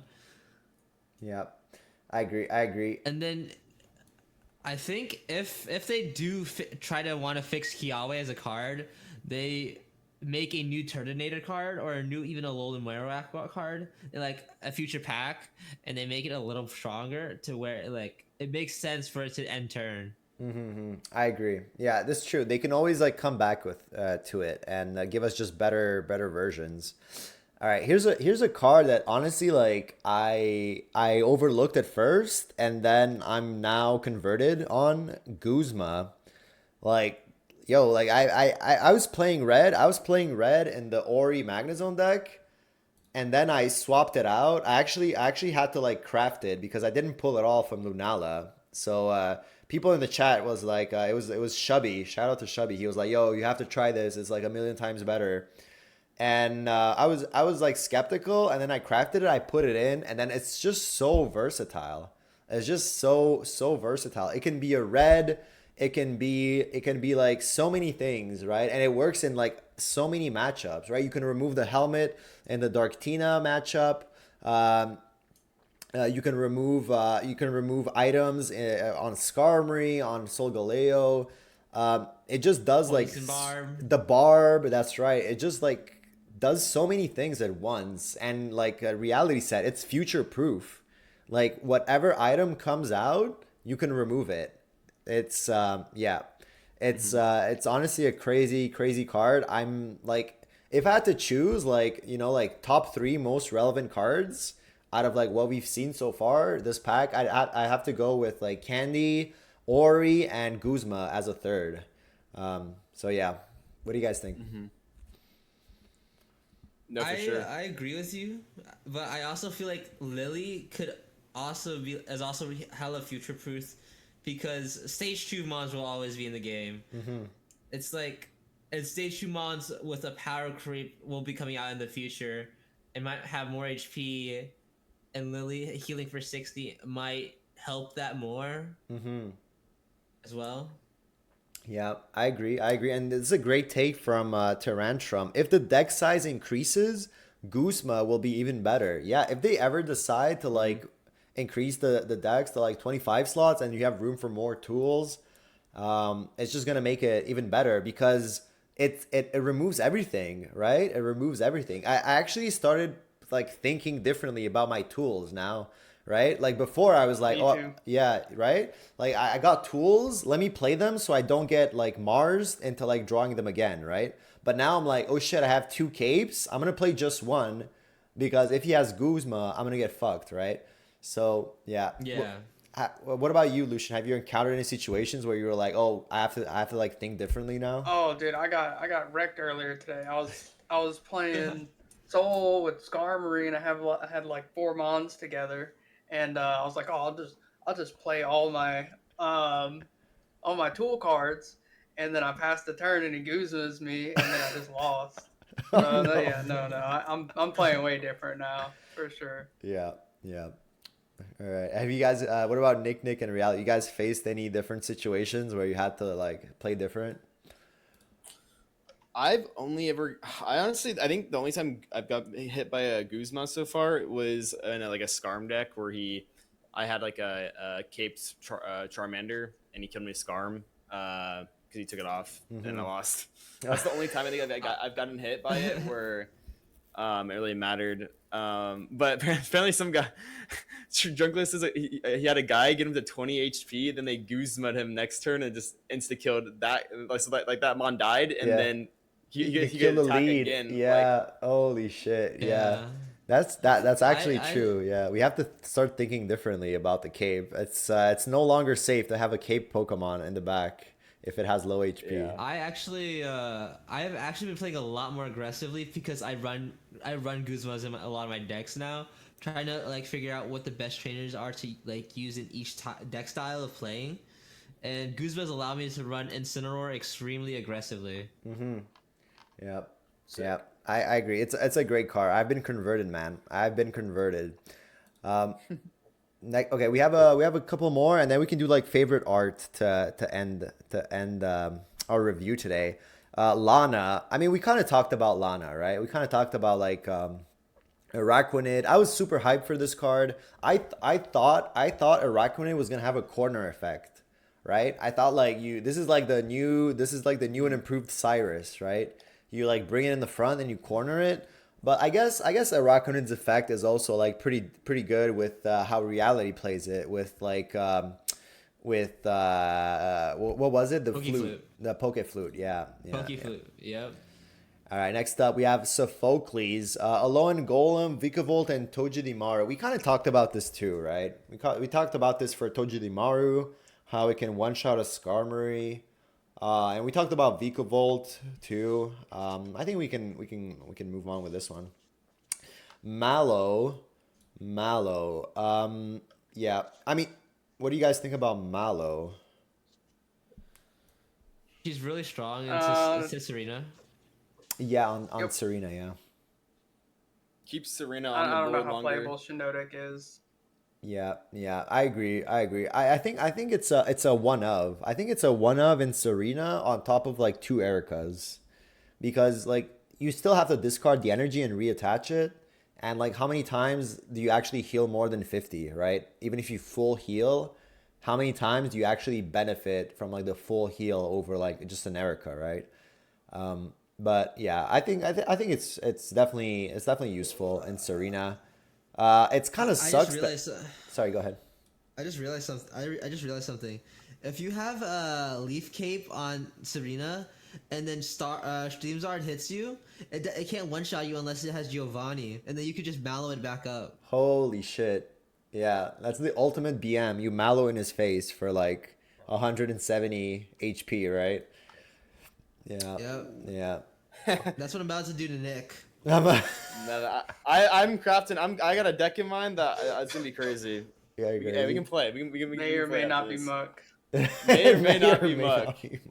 I sent you a deck list for Muck. Did you check DMs? During Yeah. during this, I Yeah. see. No, I didn't- Nick, no, I Nick, didn't. you're gonna have to play that. You're gonna have to play that on stream. You're good. Yeah. You're committed. I'm like 30 and like 9 right now with Zard. It's crazy. Yo, that's crazy. That's crazy. All right. So I Is it might the... stick with that. But no, I'll play Muck. I'll play some Muck. Yeah. All right. All right. Let's. This is the last trainer, and then we can. Yeah. And then we can do. We can do favorite art after. Okay. Let's. Last trainer is Lily. A lot. Yeah. I mean, I think like we can agree. Like Lily is really good now. There are situations where you would still want a PCL, right? Like I like the Charizard list that won Judy's tournament yesterday was playing one PCL, two Lilies, which I think actually makes a lot of sense, right? Because in some situations you do want either the status removal or you want to heal your Charmander, right? But I mean, definitely when you have like your stage 2 out, this is a crazy card. I didn't get to play it yet because I mean I was playing Magnezone and I don't feel like Magnezone needs this. What do you guys were there any clutch situations where this actually clutched the game for you? Lily? Yeah. Yeah. A ton of spots. Like healing for 60 is just it's huge, and like that fixes the math problem in like so many different combinations of attacks. It's huge. It's huge. When I play Solgaleo with Zard, when like I get hit with Skarm for 50, being able to heal that back up is like really huge. Yeah. And somebody in the chat said it's future proof, which yeah, I kind of agree. It really is. It covers all stage 2s. So yeah, I think it's a great addition to like trainers that heal every Pokemon, right? We have PCL, and then we have Lily, so you get to choose. There's just so many good trainers now, right? We're like 6 months in. And we're starting to have to like pick and choose our trainers. You guys think they're gonna increase the deck size anytime soon, or are we coping? Maybe at the 1 year mark. At the I 1 feel year like mark. if they do at the 1 year mark. That makes That'd sense. be cool if they do. Yeah. But yeah. Yeah. All right. Let's do favorite art, guys. Favorite art. Maybe like we can do like top 3 favorite arts, or maybe just one. Go how you feel. I'll go last. Lucian. What do you? Whoa! Okay, Honestly, okay, that's okay. I'll fucked give you up, guys man. time. Okay, Like, okay. give me the most amount of time to think, and you go ahead. Okay, fine, fine. I'll go first. I'll go first. I think my top three. I think top one is definitely Alolan Raichu. Alolan Raichu, the rainbow is a vibe, man. He's a vibe. Like this guy. Look at his cute little face. He's just vibing. All right, love Alolan Raichu. That's definitely my top one. And I have to think. I have to think for our next twos. I didn't get immersive Guzma though. I did see people pull it, and the music is a bop.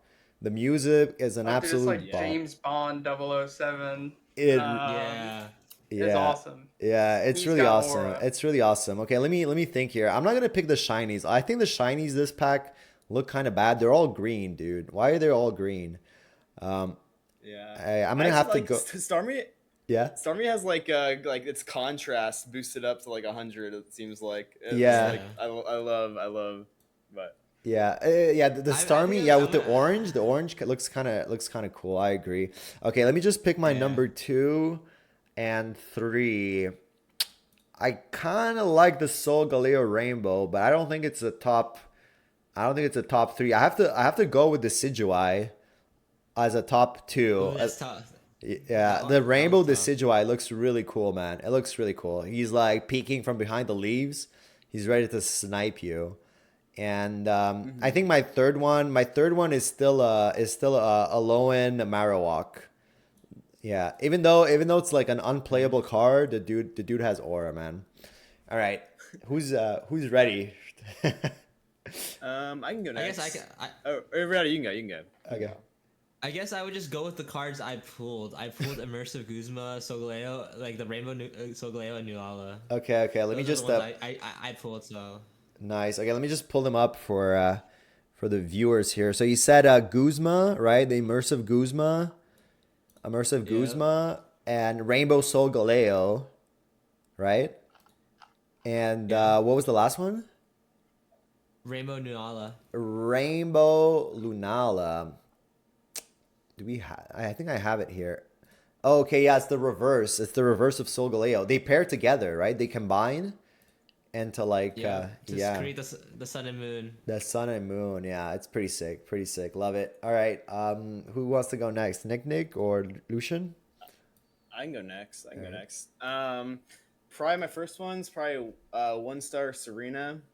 My second one is probably 3 diamond Serena, and then my other one is 1-star Serena again.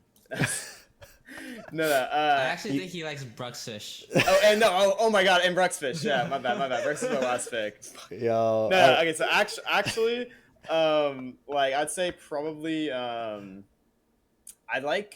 do like 5 because I'm not sure what my top 3 is, but Alolan Marowak's really sick. Rockruff, 1-star is extremely sick. Immersive Guzma is like really cool.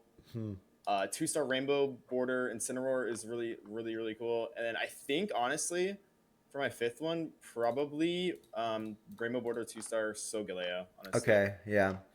The Soul Galeo Rainbow. And you said the 1-star Rockruff, right? Yeah, I think that's really cool. Actually, I also like the Lily too. I think the Lily one, the immersive The Lily is really Lily, sick. yeah. But I think the Rockruff is really nice. I guess I just like the starry backgrounds. Oh yeah. Oh, it's really nice. Yeah, you have it's like at dawn, right? So you still see the moon, and you have the sunrise, and yeah, that's sick actually. Yeah, this is a great call. I actually overlooked this one. It's great art. Lucian. All right, so you already mentioned one, that Incineroar. I love that dude. There's like so many colors going on there. The rainbow, right? Yeah, they have the rainbow. The rainbow like Of course blends the in with rainbow. the card, which is crazy. Yeah, it does. It does. I think my favorite in the set is probably Wishy Washy, the rainbow of that one. It's like very spacey. That was Mm. tough. It's good. It's good. Yeah. And then I'm gonna catch y'all lacking with my number 3. I think it's Carablast. It's Carablast. It's just a regular ass Pokemon. We passed it up right in the beginning. I didn't say anything about it, But I love this Wait, art on this thing. is it a 1-star or is it like a regular? It's just A a 1-star. it's just Oh. a The no, diamond, it's not even a yeah. 1-star. It's just a It's a regular diamond. Pokemon. Oh, it's the Yeah, it's the one diamond. oh the It Carablast. looks like he's wearing. Yeah, I have it. Yeah, I it have looks like it. he's wearing a costume. It's pretty good. Yeah, I like it too. I like it too. He's mean mugging, man. He's mean mugging. Look at him. Yeah, I love it. All right. All right. All right. That's great, guys. I had a great time. Thank you guys for accepting to do this. I hope you guys had a good time No, too. I had a blast. Yeah. Of course. Thank That you for was inviting awesome. us. Yeah. Thank you. Much love to the chat too. Thank you guys for tuning in. Appreciate all of you across the 4 channels.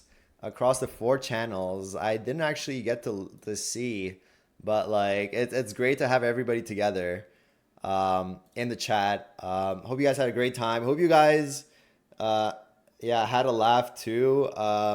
We can like if you guys want to do this again, we can do it next pack. We can do like a quick look back on if we were right or wrong about our hot takes. It is like day 2. I like that. Yeah. So we do have a little bit of like, you know, like we didn't go into this completely blind, this like the same way we would have done if it was leaked. So I feel like we you know, we had a little one up on it, but yeah, we can still look back and see if our hot takes were good or not. So yeah, thank you Lucian, thank you Reality, thank you Nick. You guys are great. That was a lot of fun.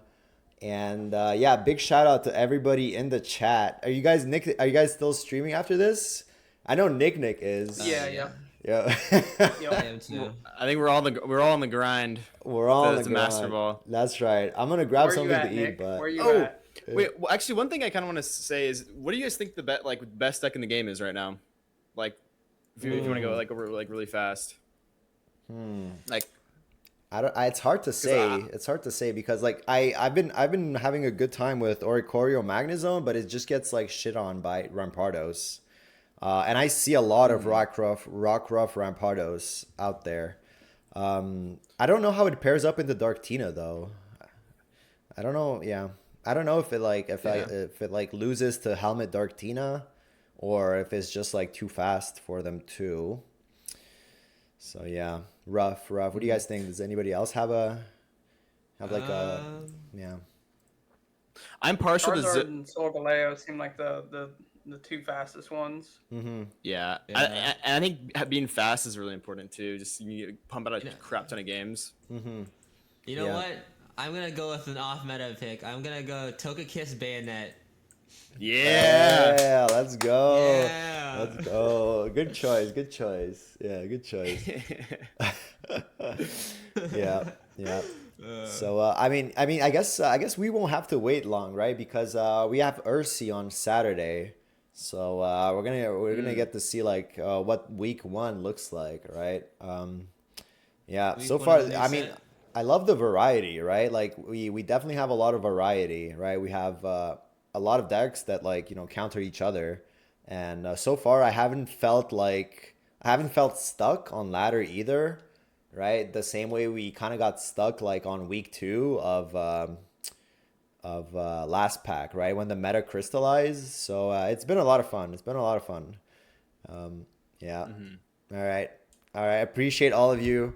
Thanks again to Iluchien, Reality, and Nick. Thanks again for everybody in the chat. Appreciate all of you. Hope you had a good time. Are you guys gonna upload this anywhere else, or are you just gonna keep it as a Twitch VOD? Maybe you can do like a little shout out if you want.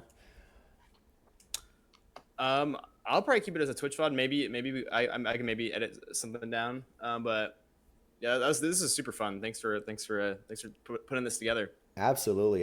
We'll do it again. Yes, sir. And Nick, you owe us a muck deck. I haven't forgot. I'm gonna tune in, man. I will play a muck deck. I will. That's a guarantee. It's a UB4 guy guarantee. UB4 got guaranteed. Awesome. Love to hear it. All right, thanks guys. Appreciate all of you, and I'll catch you guys. On the ladder. Later, boys. Let's go. See ya. Take care, everybody. Lots of love. See you soon.